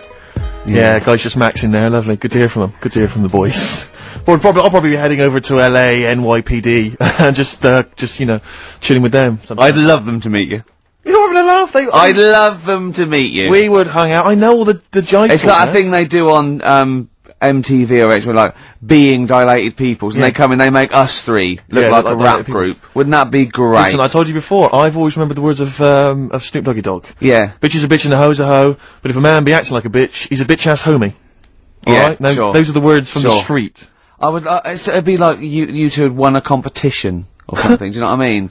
Like that. I just don't think you can believe it, that I'd just be hanging out, you know, with sort of like in the crib. People of courage, and you get a chance to meet your favourite. It'd be amazing, wouldn't it?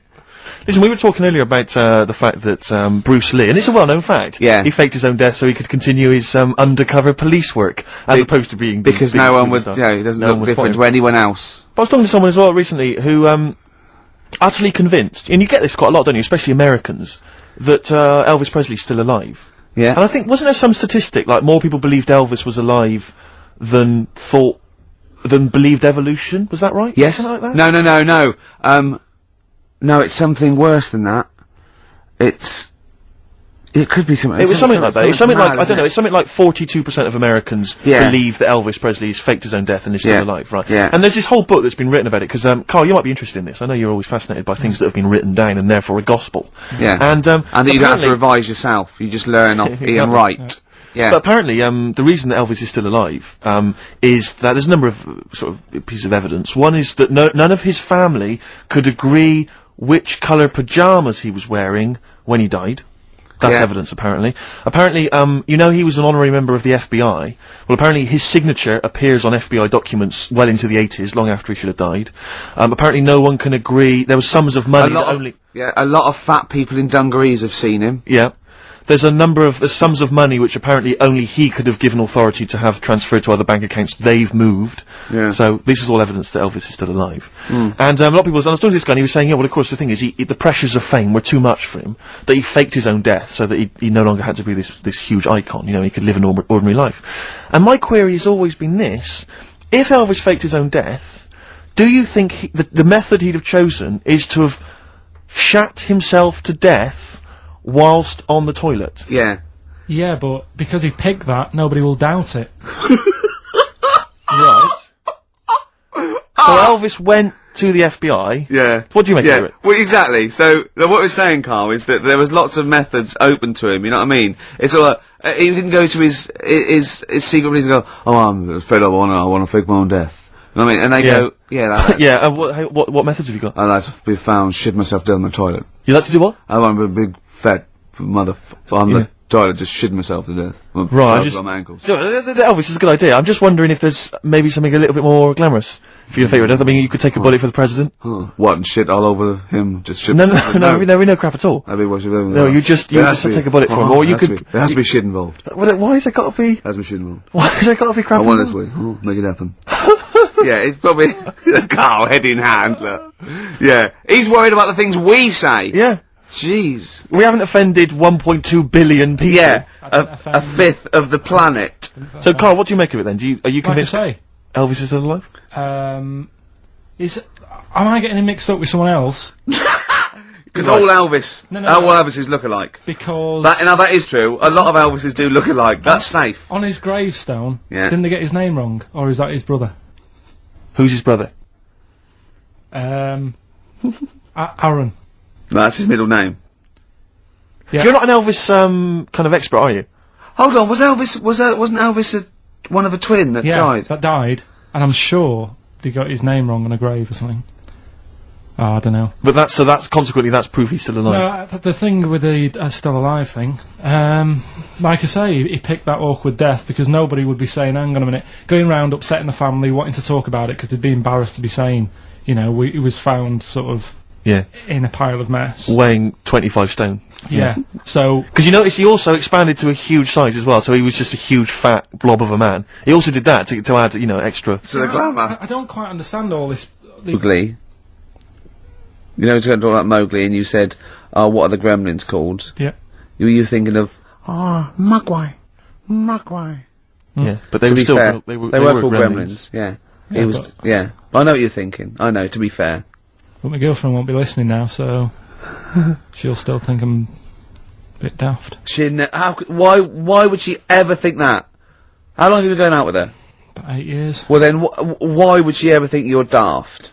That's the only stupid thing you've ever said, the Mogwai thing. Why would she ever think she's going out with a, to be honest, a retard? I think it's a very beautiful relationship you must have, you know. Because it's odd, like, I mean, she's a professional journalist or whatever. Yeah. You know, and she works for, is it, Radio 5 or something? BBC Sport. BBC Sport. TV. And your man, you never even, got her your exams English up. quite good. Is English quite good? Her? Really good. Yeah? So... And did she do her exams? Yeah. She's quite bright.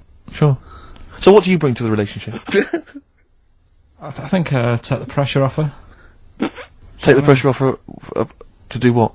You know, like... when she's had a stressful day and she comes home and talks to me, I think... Yeah. You would relax me, and that's the truth. I honestly, you know, Carl, he can just go, wow, it's alright. Do you know what I mean? You don't get stressed. He sits in his little booth now, he doesn't talk to anyone, his little sound booth, all the week. And you're in your own little world, aren't you? Well, it's interesting because I wonder sometimes what your aspirations are. I was thinking this, I was watching a repeat of Family Fortunes on Challenge TV last night, and it was sort of mid-80s one, and I don't know if it's still the case, but it was the aspirations of the contestants were so kind of, it was like, and what's your hobby? Well, you know, like to go out when it's nice weather and stay in when it's not. If you win £2,000, you'd probably be going out when it's nice, can't you? Yeah. And she was like, well, and I sometimes like to watch TV. You know, and I was thinking, wow, man, you've really got some incredible dreams there. It's just like that, you're just waiting to die, aren't you? That's what I feel sorry for, right? Two things.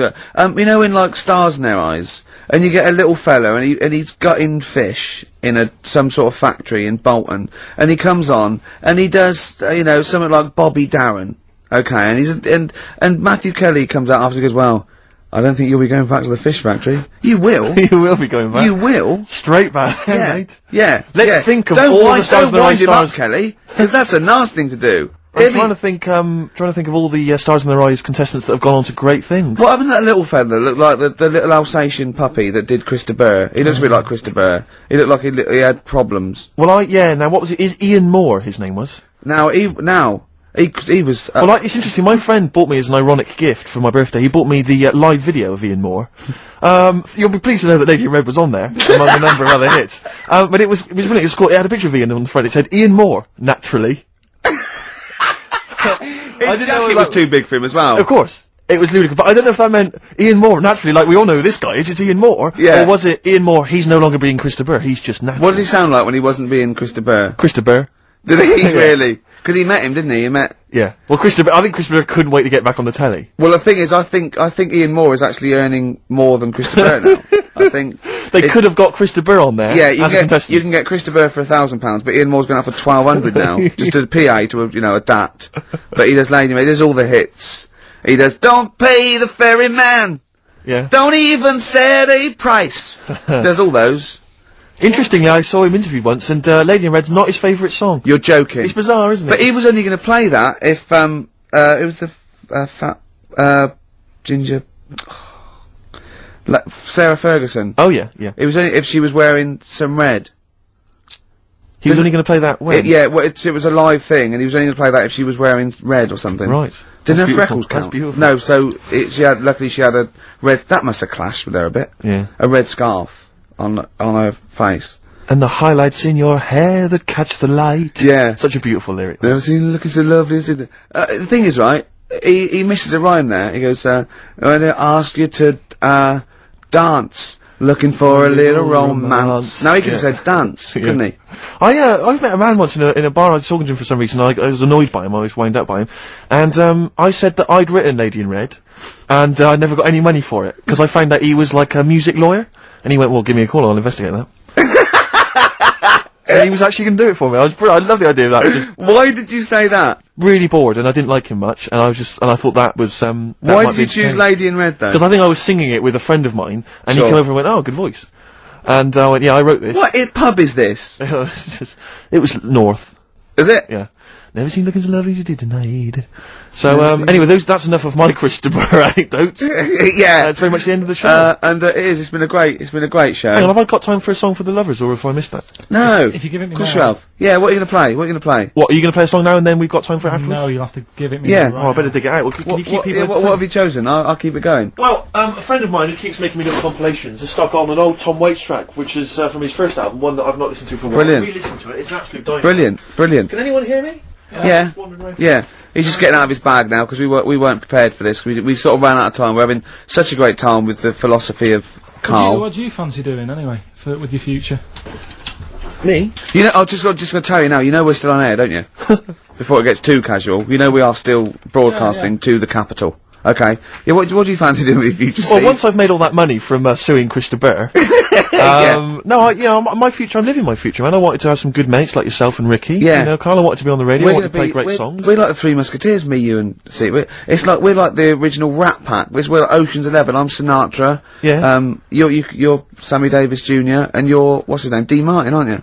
Yeah, or Joey Lawrence. What's his name? Joey Lawrence, not Joey Lawrence. Joey Bishop. Joey Deacon. Joey Deacon. My dad said the ending on the old one's better than the new one. We should definitely get your dad in, man. That would be just dynamite. When people get tired of you, we've got the whole Pilkington family to choose the whole gene pool. Have you seen it? No. Karl, have we got time for this now, really, mate? What track? To be fair. Okay, it's track number 1. Now, interesting thing about Tom Waits is that, this is from his first album, and he doesn't sound like that kind of gruff, lived-in guy that he wants to be. He actually sounds something of a crooner. Yeah. But this is a track called Old 55, which bizarrely I think might have been covered by the Eagles.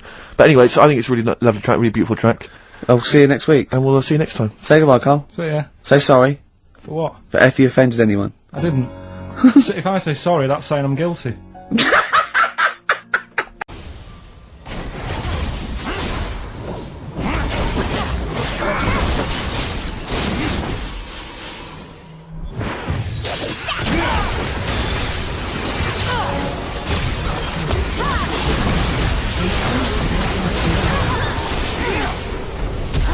Shut down.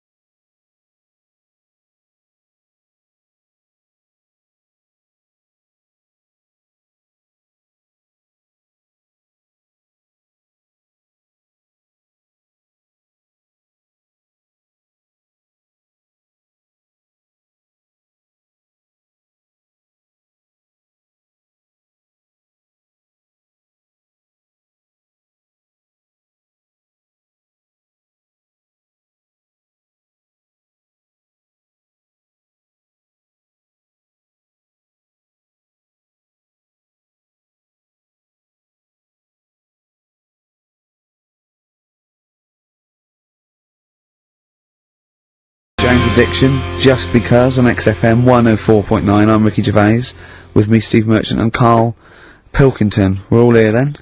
Oi oi. About 1:05. Yeah. Got 2 hours to go. I imagine you've got all kinds of treats lined up, Rick. Well, there's lots of things on the show. Great music.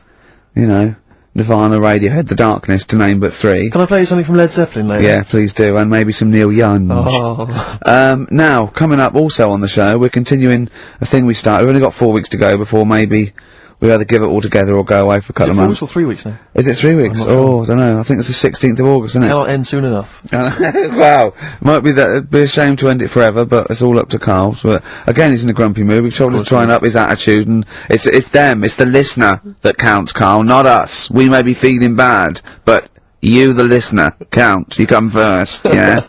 Okay, up, yeah? Big 'em up. Big up London. Big up you, the listener. Karl, leave yourself at home for a little while, yeah?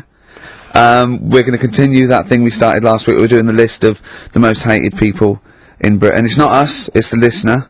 So we're, keep coming, with those suggestions of people you just, obviously, you don't hate them. We don't want a list of mass murderers, dictators, and politicians. You can have them, but, mass murderers and politicians, what's the difference? Good point.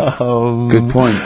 Satire. Satire, yeah. No, we're doing some jokes like that as well, aren't we? Satire like that. We're trying to get onto Radio 4. Trying to get on there, yeah. And, if there's any kind of amusing show that perhaps takes a sideways look at the week's news, and they need new people. If there are any Radio 4 producers who have been knocking around for about 12 years with the same old hacks, and they're desperately trying to get on telly, they want to give us a call. We're not interested. No. We've got bigger fish to fry. Yeah. But yeah, so if people that you hate, minor celebrities, people on TV, pop stars you don't like, email in ricky.gervais@xfm.co.uk. And I'll tell you what, then we'll do like the Channel 4 do, then we'll give you the sort of list of the top 10 at the end, and you can vote within that top 10. I'll tell you the ones out in front could we wire up some kind of premium rate phone line so that we make a fortune We from can't afford it, but if when you email in, if you could also maybe send us a lottery ticket, then, you know, we'll make something out of this. The ones in the lead, I'll do in no particular order, but these are the ones way out in front at the moment, is Chris Moyles, Robbie Williams, Chris Tarrant, Davina McCall. Interesting. I'm sort of surprised at, but I know that it's probably just I think she's just been on TV too much lately. Yeah, that t-shirt annoys me, Big Mother. Sure. That annoys me. We don't care. We don't care whether you're pregnant or not. Loads of people have children. Yeah. I don't care. Get on with it. And, Dominic Mohan. So, but think of your own. There's a lot of people just coming up behind there, though. Graham Norton. He's just approaching from behind. Oh, that's the sort of stuff! It's sort of like we've done satire, we've done innuendo. I mean, he's the king of the double entendre. Well, he's the king of the single entendre, but we can double it up if you want. If anyone... 104.9, this is the sort of things we're made. Go on. I'm loving this. This is going to be good. I'm loving what's coming next. What? If any of the producers of Carry On London are listening and they need some new talent to write some smutty innuendo, I think we're your men. Yeah. Anyway. Karl, you better press the knob, right, to start the record. Spunk.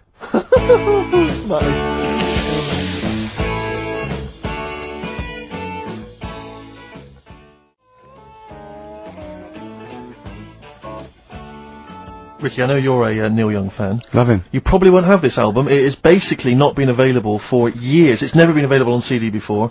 It was part of this kind of trilogy of albums he did that were very depressing, and they've just been re-released. This is absolute dynamite. It's On the Beach. On the Beach, yeah. And that's the opening track, Walk On, Neil Young. Brilliant. On XFM 104.9. That's the sort of stuff. You've had satire, you've had a little bit of politics.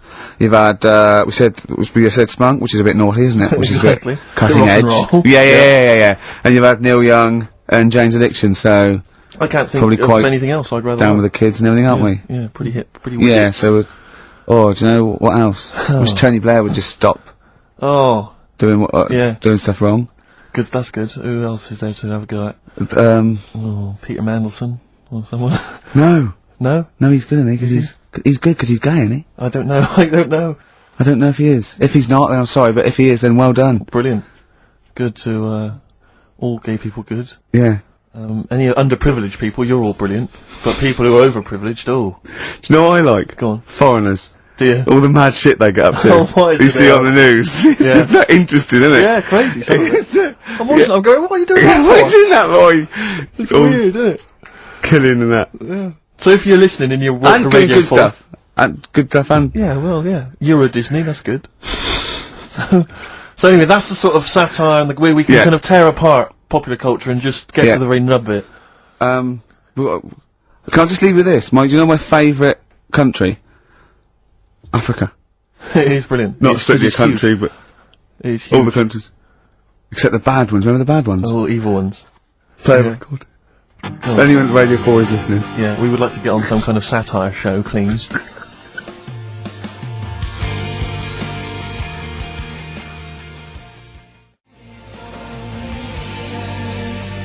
Longview and further on XFM 104.9.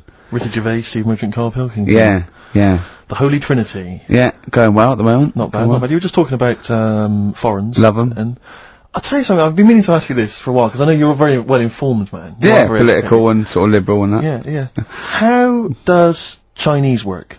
With the language? I can't figure it out. No one knows. I can't figure it out. No one knows. It's not like any other language. No, it's not. It's not. You know. Either spoken or written down. Well, it's not written down, it's...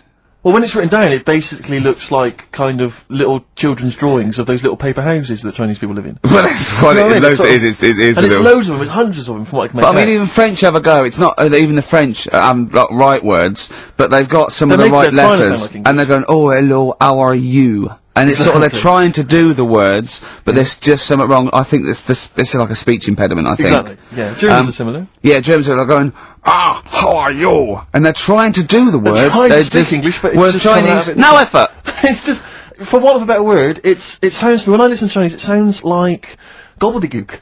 That is a dialect. I think that's the main dialect, that, Mandarin, and orangutan. But I mean, but seriously, I mean, I can't figure it out. I've got no grasp of how, because it doesn't seem to relate to anything I've ever there's not heard. real words, because there are sentences. Like, you know, we have a word, if we said, a gentleman sits by the stream of fish. I've said it often. Yeah, we use all the different words to each one of those words, so we've got a word for each of them. Yeah, They haven't, they've just got, I think it's like a triangle with a line through it. Right. So, which can get confusing, because, you know. Yeah, so the quick brown fox jumps over the lazy dog. That's just...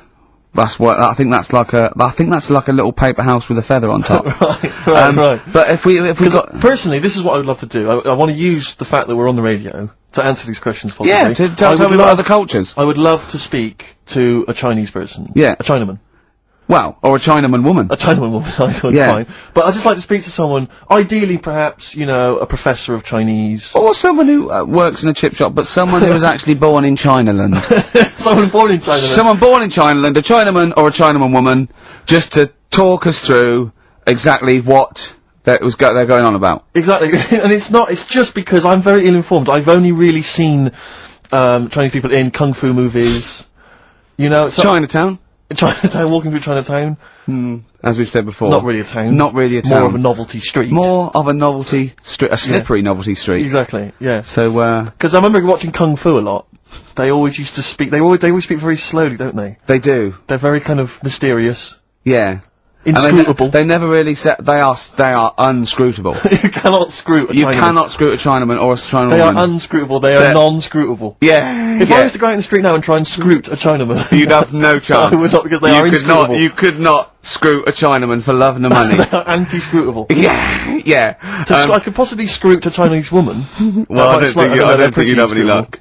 You've had no luck. But anyway, if you are a Chinaman or a Chinaman woman who can just tell us basically how it works, how would you teach us the basics of Chinese if we were going to go to China and we wanted to interact? Where would we start? What would be the first words we would say? How would we say them? How would we write them? We'll be learning Chinese today, Steve. What annoys me is I'm going to go out into the world still ignorant. I know, yeah. The only Chinese I learned was from Benny Hill. No, Benny Hill could speak fluent Chinese. Well, the only ones I know is you silly idiot is Siri Iria. Yes. And bloody foreigners is bloody foreigner. Yeah. That's all. I mean, that's it's just a matter of it get you by in Peking, but I mean, you come in, you hit a dialect and you know, your worms meet. Sure. Carl, yeah, we haven't heard a lot about from you. We've been going here. We've done a few features already. We've talked about different parts of the world, different parts of the world. Do you speak any languages? No, not really. Well, still struggling with English. Yeah. Yep. Learn a few words. I mean, literally. So About 4,000, I think Now, he's got. I've had a lot of emails actually, people saying, Carl, please don't leave, we don't want to see the show ending, blah, blah, blah, blah. And we've had What a couple of exactly calls by bringing back, Cheeky Freak of the Week. And do you know what Carl said? He said, a bloke on the phone said, oh, bring back Cheeky Freak of the Week. He went, we can't, not allowed to, I don't know, you know. And, he went, oh, go on. He went, well, no, I had a story today. A fella born with 2 dicks, but I can't do it. Now, Carl, you cannot not do a feature about a fella born with 2 dicks. We'll look if we need it. I mean, how much more have you got on the Chinese? We're done. We've done that. We've nailed Chinese. We've done it. That's done. That's put to bed. Fella with 2 dicks, please. No, we might get round to it later. But like I say, Cheeky Freak of the Week. Sort of, we've put that on hold at the moment. Sure. Right. So what have we got? What are you providing then today? Have you got a quiz for us? Yeah, we've got what's her name if you want. We've got what? What's her name? What's her name? No, don't Is that a new one? Don't know. Yeah, what's her name? Yeah. What girl am I thinking of? Songs of Phrase. Songs of Phrase. We've got that coming up. Alright. Monkey News, I Monkey guess? News is safe, innit? That's some Monkey News, that goes out. I told a bit of Monkey News. I did a photo shoot at the zoo this week, and one of the people in charge. Trying to make yourself look good. yeah. They told me that they used to have an orangutan, right? But it escaped. It worked out. It lifted up a drain, got out the drains, and got out up into the zoo. It actually did a cold escape, right? And Carl goes, what happened? I said, well, they sort of like, they surrounded it and sort of got it back in. He went, that's no good though. I mean, it's not Monkey News unless it steals a car and goes to Spain. Exactly, yeah, or opens a small I mean, that's bistro. real. That actually happened. Yeah. But it's not real unless it, you know, takes a gun, gets mistaken from a president, and, you know. Runs a country for 3 years. There's some more news about London Zoo this week about it. They're all excited because we've got an anteater in there. Right. This week. So. Is that good? Is that exciting? No, I think they've had an okapi born. It's got a long nose. It's like a sort of tapir type thing. Not interested. I've said to you before about if an animal's named after what it eats, how interesting is it? Do you know what I mean?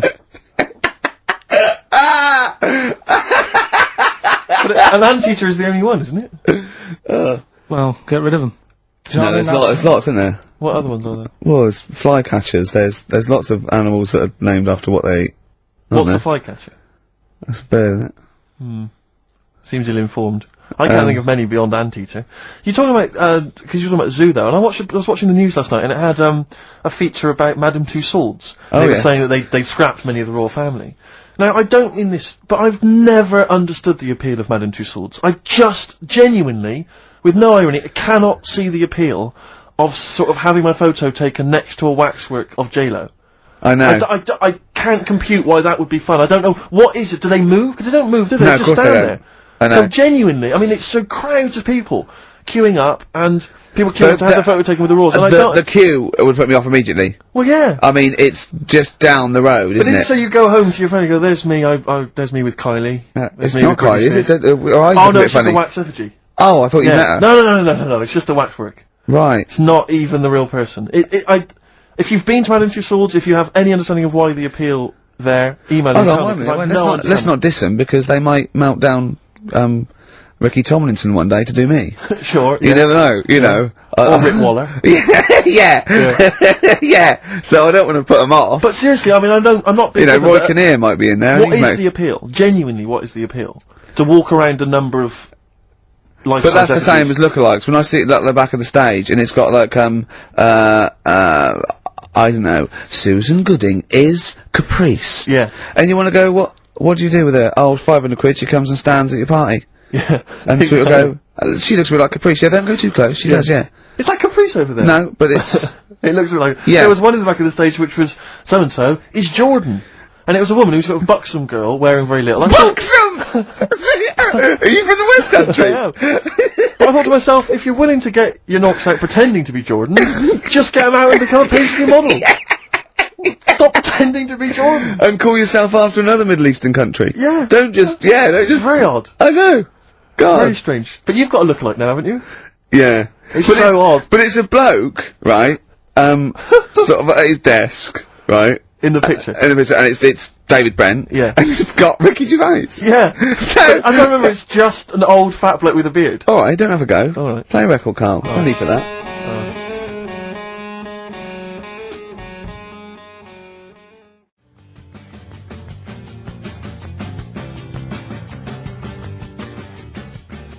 Radiohead. There. And Go to Sleep on XFM 104.9. Don't go to sleep, we've got some more fun and great tunes coming up. Alright? Just to let you know that we've had a few new entrants on the listeners' hate poll. I noticed Chris Evans is cropping up. Chris Evans has snuck in a couple of times. We've also had Jordan added to the list, along with Mick Hucknall. I think that's because you reminded people. I know, I mentioned her and... Yeah. Yeah, consequently... Come on, she's on think. Mick Hucknall, and also, this is one I'm strongly behind, Daniel Bedingfield.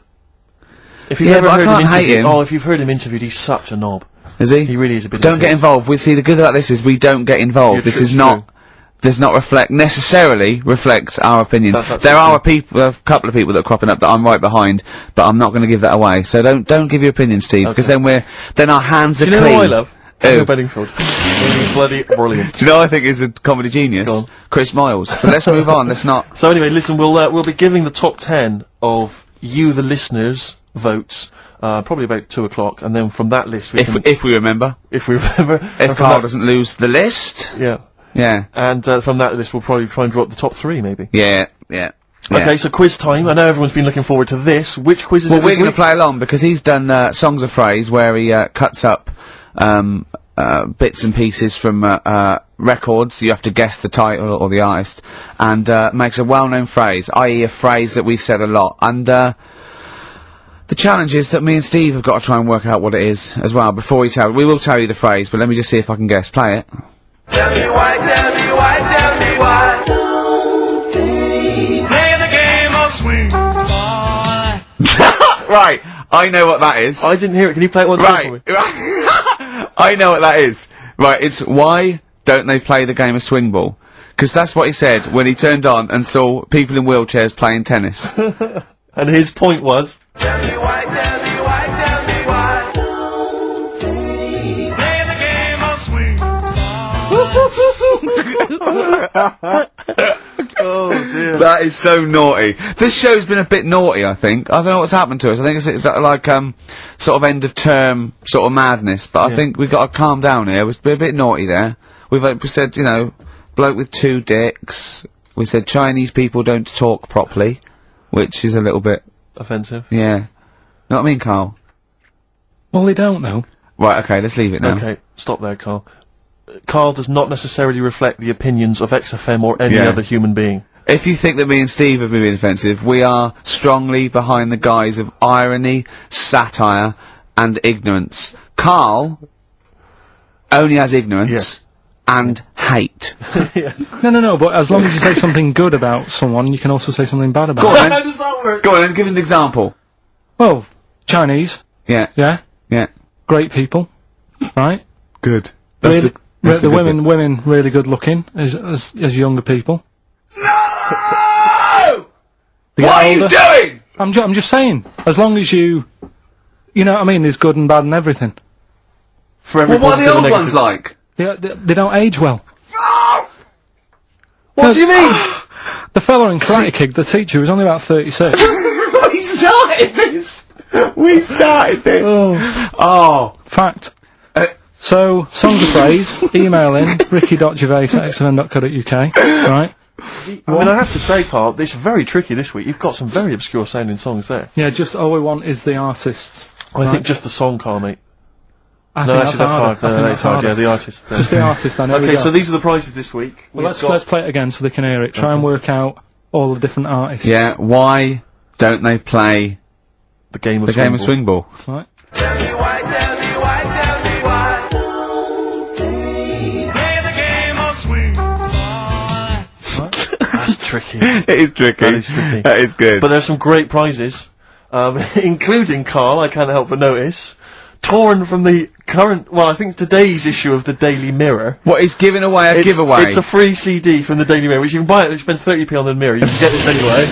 But it's still in the piece of plastic that it came in, I love Just that. ripped. Anyway, there are some other treats. Oh, you'll be loving getting that through the door.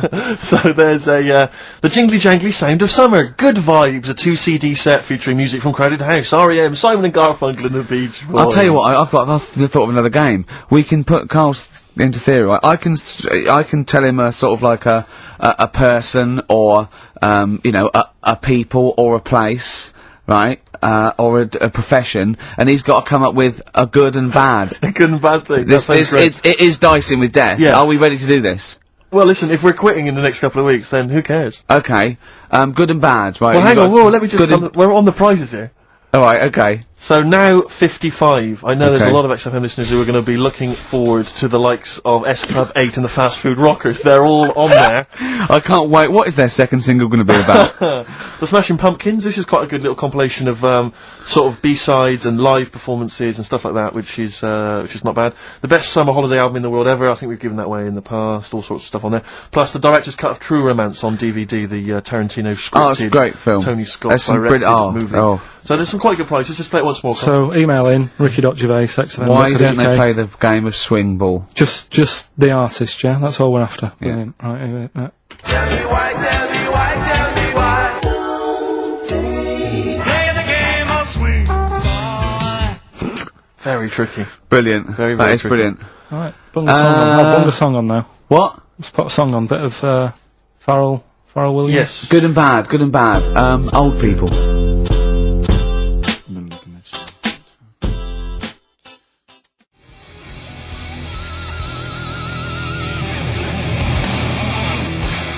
Darkness. I believe in a thing called love on XFM 104.9. Ricky Gervais, Steve Merchant, Karl Pilkington.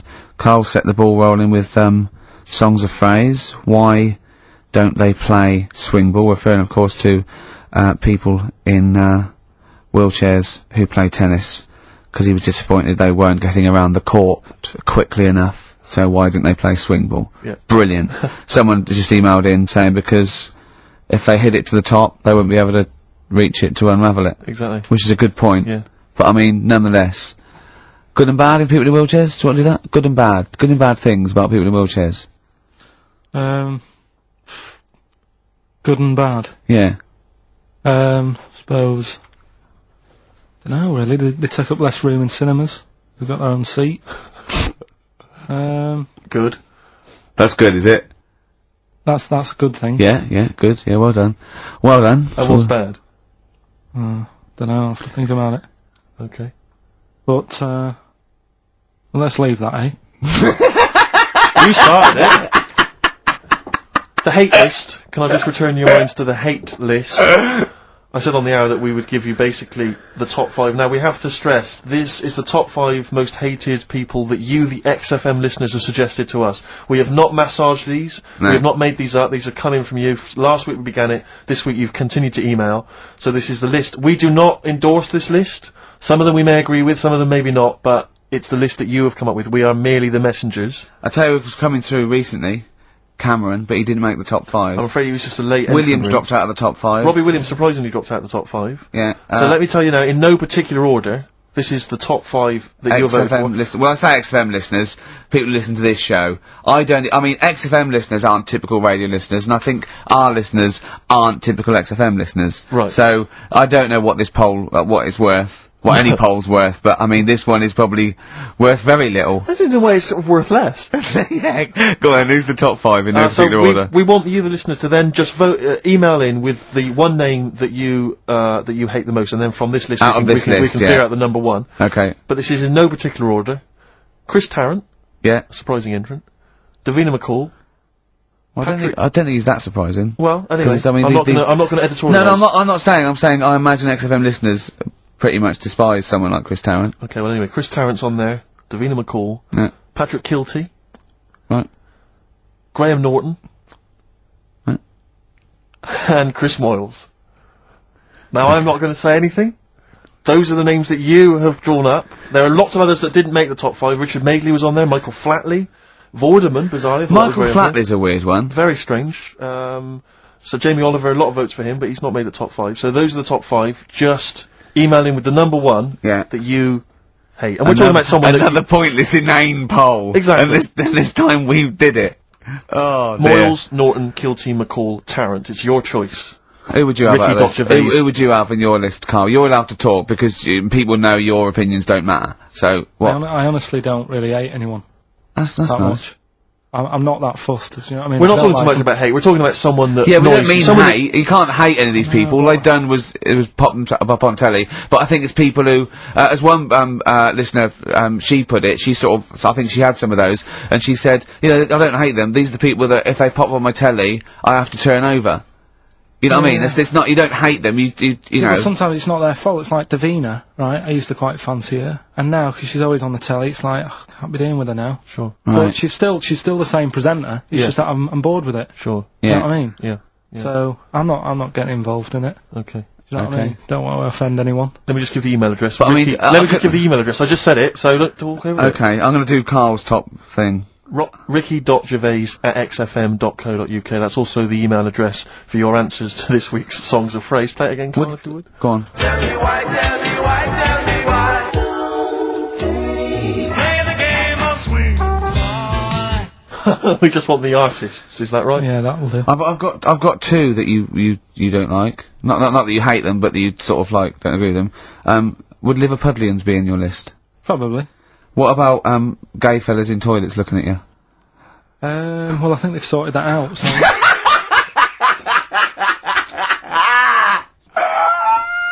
One of the prizes this week in Carl's goodie bag features this song. Play it, Carl. The Monkees. Pleasant Valley Sunday. God.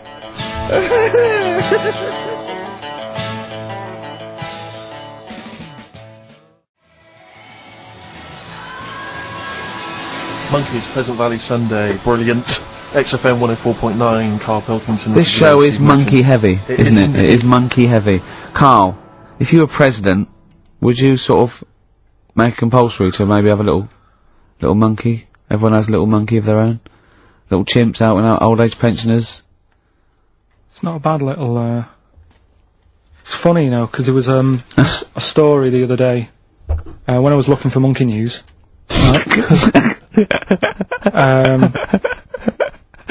There's a story about a couple who couldn't have any kids, right? There's something wrong with them, but they really wanted a kid. And they got some, dodgy email address where they could buy a baby online, right? It was someone who would have a kid, and you could buy it for $3,000 or something, right? Yeah. So anyway, they got picked, and they're like, brilliant, there's the money. Got the baby and everything, they were loving it. You know, playing with it and stuff. As it got older... Feeding it. It got area. Oh, shut the oh, Carl! Turned out they'd been sold a chimp. You maniac. You stupid mank twat. Don't talk shit. That is as if... what? Didn't notice. Oh, don't talk. Are you mental? You I love the fact stupid. that didn't make it into monkey news. I know, yeah. It's a bit sad though, we don't like to bring the feature down. Yeah. But and anyway. how long was this? It got hairy. They're born hairy! They're not born like humans then develop hair, because they go, hold on, we better get the chimp stuff kicking in now, because we're in the jungle! School photograph, they were like, hang on a minute. It looks a bit weird. Oh, you are just the rubbish. Mad, innit? Mad, innit? Mad, innit? Imagine, oh God. But Just anyway. imagine if he was in charge, we did put him in charge of the country. Terrifying. Wouldn't that be amazing? Let him run the country. Just for a week. Or the mayor. What would you do if you were the president, or the Lord Mayor of London, or the Prime Minister Carl? I wouldn't do it, like he's gonna be offered it! It's a hypothetical question, Carl. No, but Suzanne was, my missus, if you're a new listener. You keep her, sure. Yeah, help her. She was watching the news, trying to follow some heavy stuff. And I'm like, The weather? What? I just was like bored, and I was reading about that mouse that had an ear on its back and stuff like that. So she said, well, you take notice of this, should be, you know what Ricky and Steve are like, they try to teach you stuff and you don't even want to learn. So to try and get me interested in it, she was like saying, what would you do? if you're president and stuff. Yeah. And I can't be dealing with any of it. What did you come up with? You must What would your slogan be? What did you come up with? Did you come up with anything? I had a little, the design of it, right? I said I'd have like red and blue, sort of, do you know what I mean? Both sort of major sides into one. Well, that's broken the back of it. That's a pretty good manifesto so far. Anything else? What's on the second page? I had like, KP looks after me. That would be the badges, would it? Yeah. That's good. I'm a KP nut. Yeah. KP looks after me. Yeah, brilliant. That's about as far as I went with it. What would you do? What about, policies, transport, crime, just law and order? What would you do with crime? What would your initial approach be? Would you introduce guns? Should police carry guns? Nah. No. Would I have to worry about that? Okay. No, good point. Good point. No, what I'm saying is that, I mean, Tony Blair isn't sorting everything out, is he?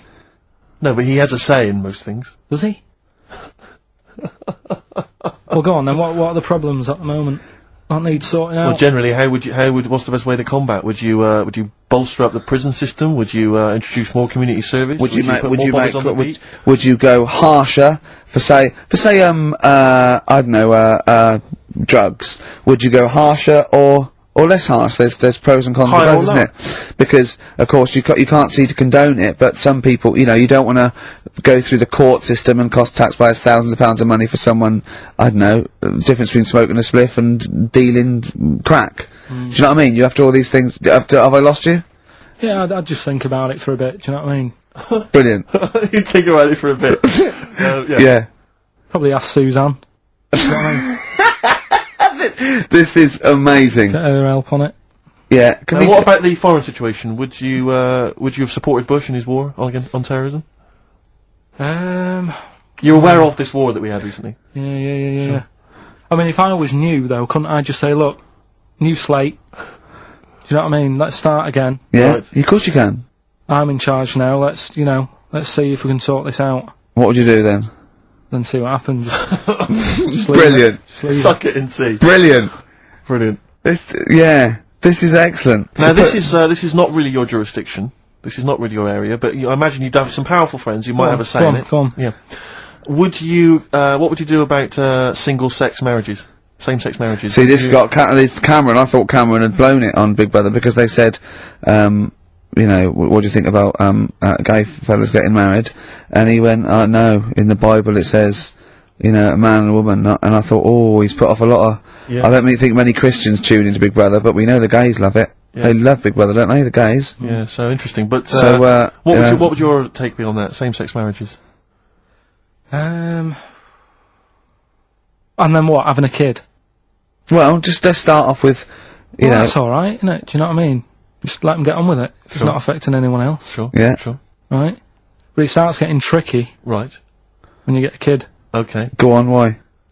Well, it's just tricky, innit? Do you know what I mean? Well, yeah, you could be right. I'm not giving any... I mean, we're not... There's no right or wrong answer. It's alright if you lived in the jungle, right, with no one else, right, and you just had these two fellas, right, looking after you, but because you got no one else looking in on that saying, oh, you're a bit weird, aren't you? Do you know what I mean? But as soon as you come why have they got married? Do you think that gay people turn to a bloke because they couldn't get a woman? If there's two fellas go away and they're in the jungle, they go, we're definitely not going to find a woman here. We might as well bum. That's not how homosexuality starts. People don't. It makes you wonder. No, it does make you wonder. Gays don't go, well, I'll tell you what, I haven't seen a woman I fancy yet. I'll try a bit of knob. No. But what I'm saying is, right, if you're brought up in like a little jungle, right? Yeah. How are you brought up? Someone just puts you there. I don't know what this is about. Steve, I can't be bothered running the country. I'm fascinated. I can't be bothered running the country! Like, I'm too much trouble for you! KP takes care of me. Right, fair enough. What I'm saying is, right, if you're brought up in a jungle... Right. Right? What do you mean brought up? Just let him finish. What does he mean brought up, like Tarzan. You've got to tell me what you mean by brought up. Wolves, chimps. What? Right, well, there's a good example of what I'm saying to you. Right. Right, what I'm saying is, There's a fella, right? He's brought up in the jungle. Shut up, just let him finish. Let him finish! There's no women about, he doesn't know about women, he doesn't understand what women are. Right. Right? But another fella walks in the scene. Yeah. And he gets pally with him. What does he talk about? Then they've both got needs. This scenario is ridiculous. How has he lived? Or does he know what's his reference points? I can't be bothered with this. Honestly, Saturday should be, day off and that, not worrying me about problems. Oh God! KP takes care of me. Oh dear.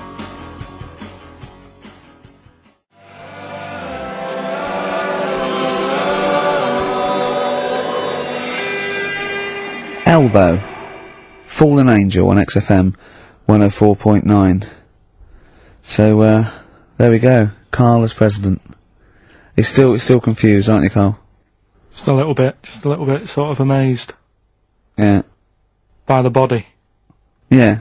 You're in awe of it, aren't you? Just the way... I'm amazed how two people can buy a baby on the internet for £3,000 and not realise it's a chimp till it goes to school. No, but seriously, what we're, talking about there during Elbow and Fallen Angel, we were talking about that I think... Yeah. If you're locked up, well, not locked up in a room, you've got a normal life, except there's no women in it. Yeah. Right? But how would that happen? What would his point of reference be? How would you bring up a person can I just ask you and something, go on? How can infinite monkeys and a typewriter? Right, again, I've told it before, right? That is not... You don't actually have to test that model. It's basically a model for that explains the nature of infinity. Okay? Yeah, but... I've told you before. It works because of the definition of infinity. There's nowhere in the world you'll ever be able to get an infinite amount of monkeys and typewriters to But anyway, all I'm saying is, I think if you don't know about women, would you crave for a woman, even though you don't know her around? When you hit sort of puberty, your hormones will kick in and you'd start getting urges. But for what? If you don't know about it? You don't have to know about it. If you grew up and you started feeling hunger, you wouldn't go, I wonder what that is. You'd go, get me a sandwich, I'm starving. It's different though, it's different. But I'm not, but we're not saying it's all hardwired, or people can't change their natural state. We do it all the time. We fight nature all the time with conditioning. That is weird, isn't it? Yeah, well that's that one. I'll tick that. It's weird, isn't it? No, the body is. There was something. Yeah. Did you read that thing the other week about man with two penises? No. We don't need that. We don't need that. Lawyer who got in office realised he was actually an orangutan, and they just shaved him and put a suit on him from Hugo Boss. And the funny thing is, he won the case, and the judge said, "Well, don't send him back to jungle. Let him set off on his own. Budget, wibble, and podge." You'd make the best judge in the world. No, there's a fella... Here's a banana. There's a fella who, was in a coma for 20 years. Just, they kept, like, taking him through, like, the normal day. They'd take him to Alton Towers and stuff. Doesn't know anything about it. Just kept going through the motions. Don't know if they kept charging him. Kept putting him through all that. He eventually came out of it. 20 years. And went, stop taking me to Alton Towers, it's shit! I just thought, imagine how much post he has. How much post?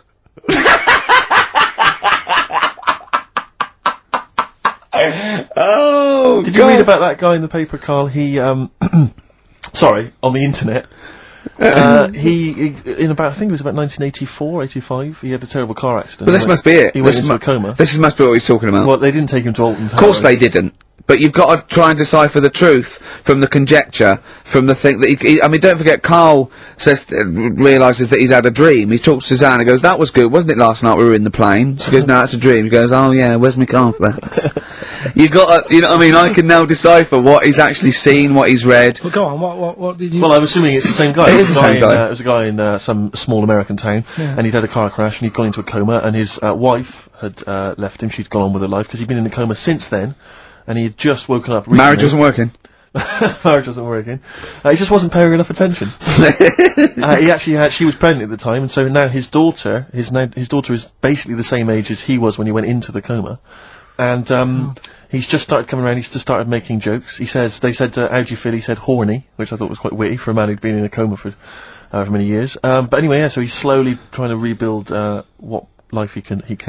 That's what do you make of that, though? Because the thing is that he's missed. Imagine what he's missed, Carl. Imagine the music that he's missed. Live the TV Aid. programs, Missed the Live news. Aid. Live Aid. He He missed completely. Phil Collins playing in 2 continents in one day. Frankly, I'd be devastated if I discovered that. Missed Bros. Yeah. Yeah, so he doesn't. So he'd put on ripped jeans and they go passe. They just have to send him a series of those I Love 1986 programs with Kate Thornton filling him in on what he's doing. Exactly. Peter Kay reminding him of space operas. Yeah, he remembers those. Talking rubbish. Yeah. So extraordinary though, isn't it, Carl, to think? Mm. No, obviously. So, not. had he aged much? Because he hadn't had any problems or anything, no worries. Well, he probably wouldn't have, physiologically, he probably wouldn't have the wear and tear of a 43-year-old man. Because he wouldn't have had sun, he wouldn't have had sort of nicotine, beer, unless they were just feeding that to him. Anyway, still, yeah, So you'd feel groggy though, wouldn't you? Yeah, you might feel a bit groggy, yeah. Well, he's not fully back to normal. I mean, there's some kind of residual brain damage. Yeah. But nevertheless, he can form sentences. He's got no real memory, so he can't remember a lot of things. It was just when I saw Carl, it. have you been in an accident? So we giving the answers out for what's his name? Oh, later, play a tune. I'm bored. Bit of Snoop Dogg. Oh, yeah.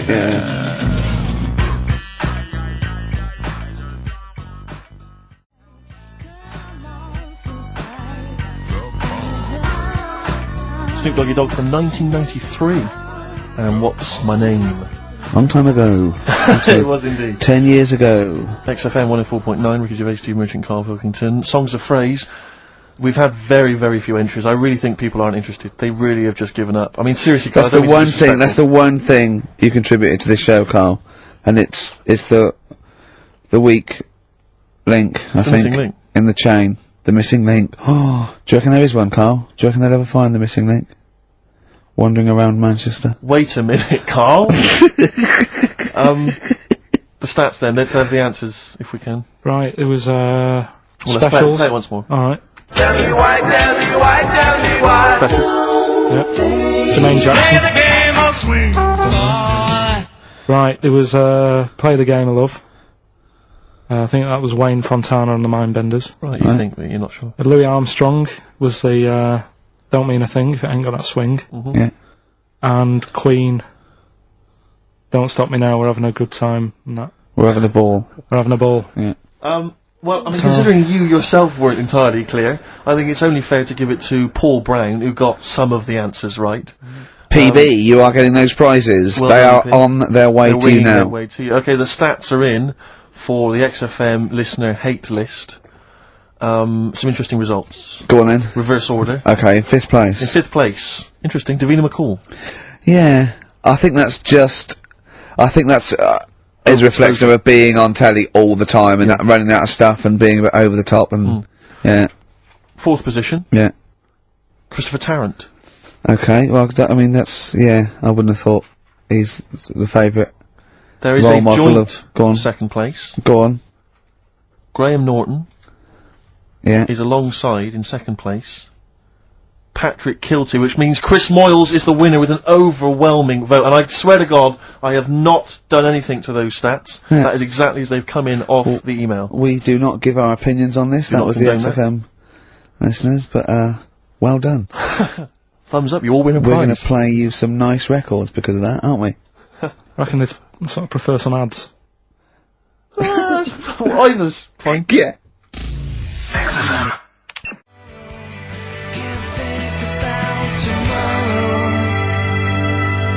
Feeder.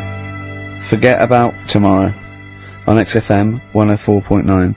When I was at university, my best mate was a bloke called Wally, and he was doing psychology, and I was doing philosophy, and we both got into this theory called determinism, which is about the state of the mind, and it's a materialistic view that everything is part of the causal web, and everything has a reaction for something that happened before it. And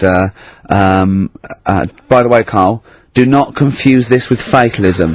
Determinism is not predictive. It's just that if a brain state happens again, then anyway, the famous one is Yeah, the famous one is, if, you know, a butterfly hadn't shaken its wings, Queen Victoria wouldn't have sneezed, everything's inextricably linked, right?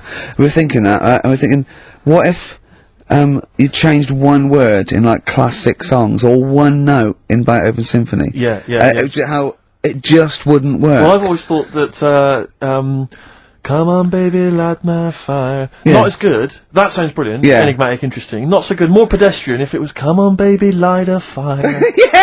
Just one thing wrong. That would be great. Just Paul McCartney comes to John Lennon and goes, alright John, written a song.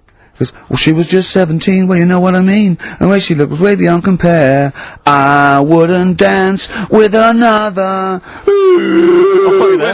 Go on. I'll stop you there. What's the matter? Something not quite right with that. I love the song, it's great. Just once more. Well, listen, don't be too harsh. I mean, because we write our own songs. No, we sure, can still put both our names to it. I think you're a great talent. I think you're a great talent. Well, I'm just saying. listen, you hippie, right? Well, not yet. Well, not yet, but I mean, there's a Japanese bird outside looking in. Don't fancy him, I'm not interested. No, well, listen, well. And I'll never change my view. Right, now listen, right? I wouldn't dance with another. Is that bit? Is it that bit you don't like? Is it the... I It's just like the... Could you try and... Is there a different pitch you could go on? I wouldn't dance with another. So again, you don't like the... Is I'm it the just noise? not sure the girls are going to go crazy for it when we do that bit. Just think of... Is there anything else you've got? I love the idea of just changing one lyric. Radiohead.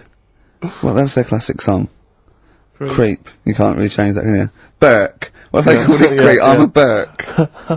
I'm a twat. I'm a knob. But don't worry about determinism, Carl. Just because it says we don't have a free will as such. You know, it's more an illusion. It's not whether we choose our choices, whether we can choose, you know, to choose our choices. He knows all this. But don't, as I say, do not confuse it with fatalism. It is non-predictive and does not change anything. I mean, the moral upshots are frightening because if we have no free will, then are we culpable for our actions? But again, it changes something because you've got to take people out of society that are harm. Carl has often said that. Alright, Carl? Am I still the president? Yeah, go on! Yeah. No, I'm just asking, I'm not... Yeah, what would you do? What would you do about determinism? Change it. I'd have a day off. If you were president of America, would you ban guns? It's in the Constitution, everyone's allowed to have them. I don't know. I'd have to think about it. I just love that. Imagine all your different aides and the Secretary of State and generals coming to you, and they come out and they go, "What did he say?" He goes, "He said he's going to think about it." Again, did he say that again? Did he? Yeah. What was he doing? He was on over looking at monkey news. Apparently, a chimp stole a car and drove to France. No, monkey news. You're talking. I'll tell you what. Should we have a great song then? Monkey news. It'll be an absolute treat. What about a little bit of David Bowie, Sorrow? Yeah. Didn't write this one, but I mean, he sings it bloody well.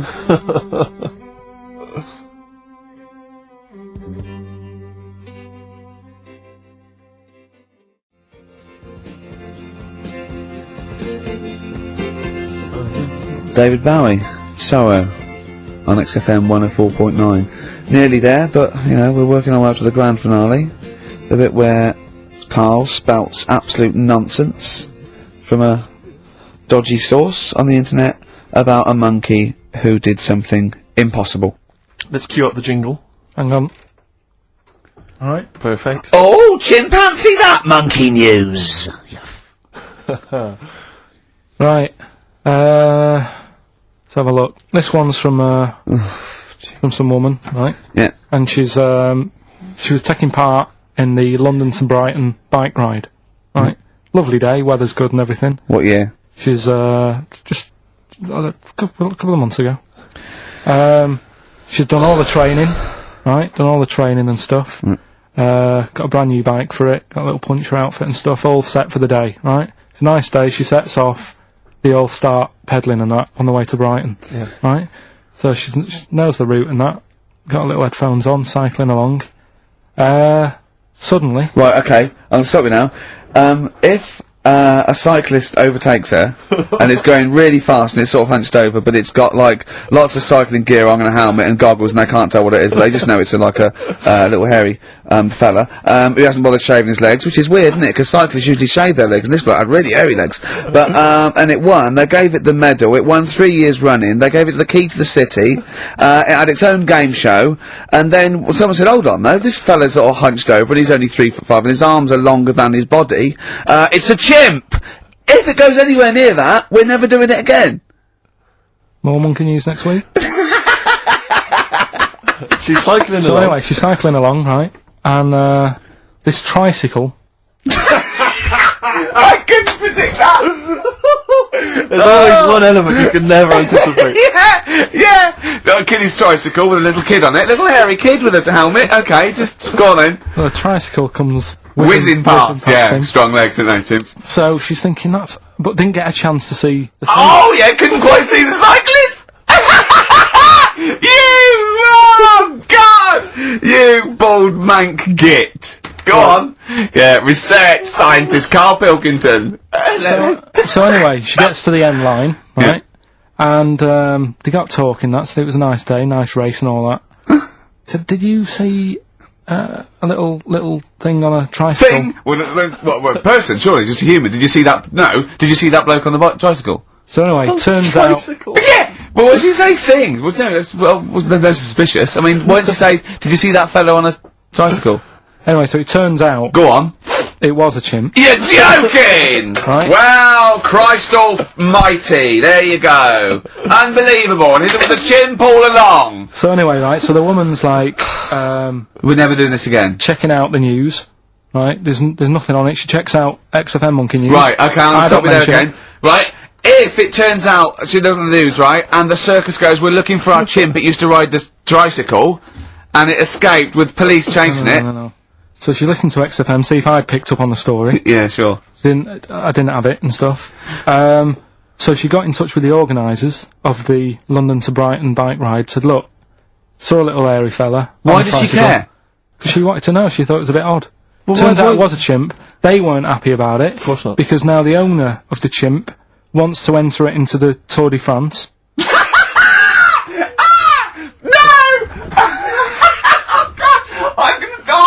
Oh God! In 2005. Now, a couple of questions. I trust you'll be able to answer these. Oh God! Steve, help me out. How did it get hold of the tricycle? I don't know. Okay.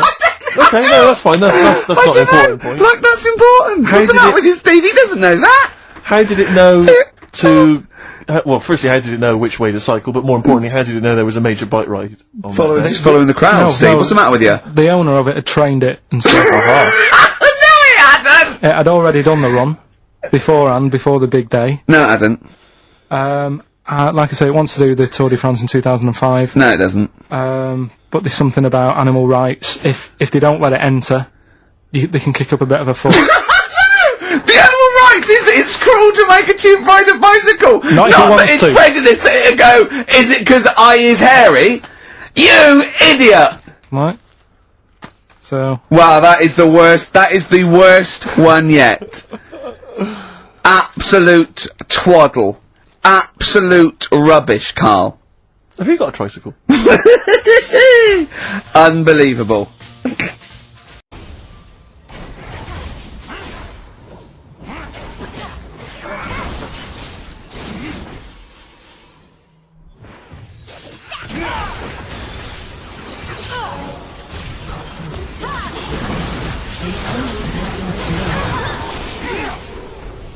Shut down.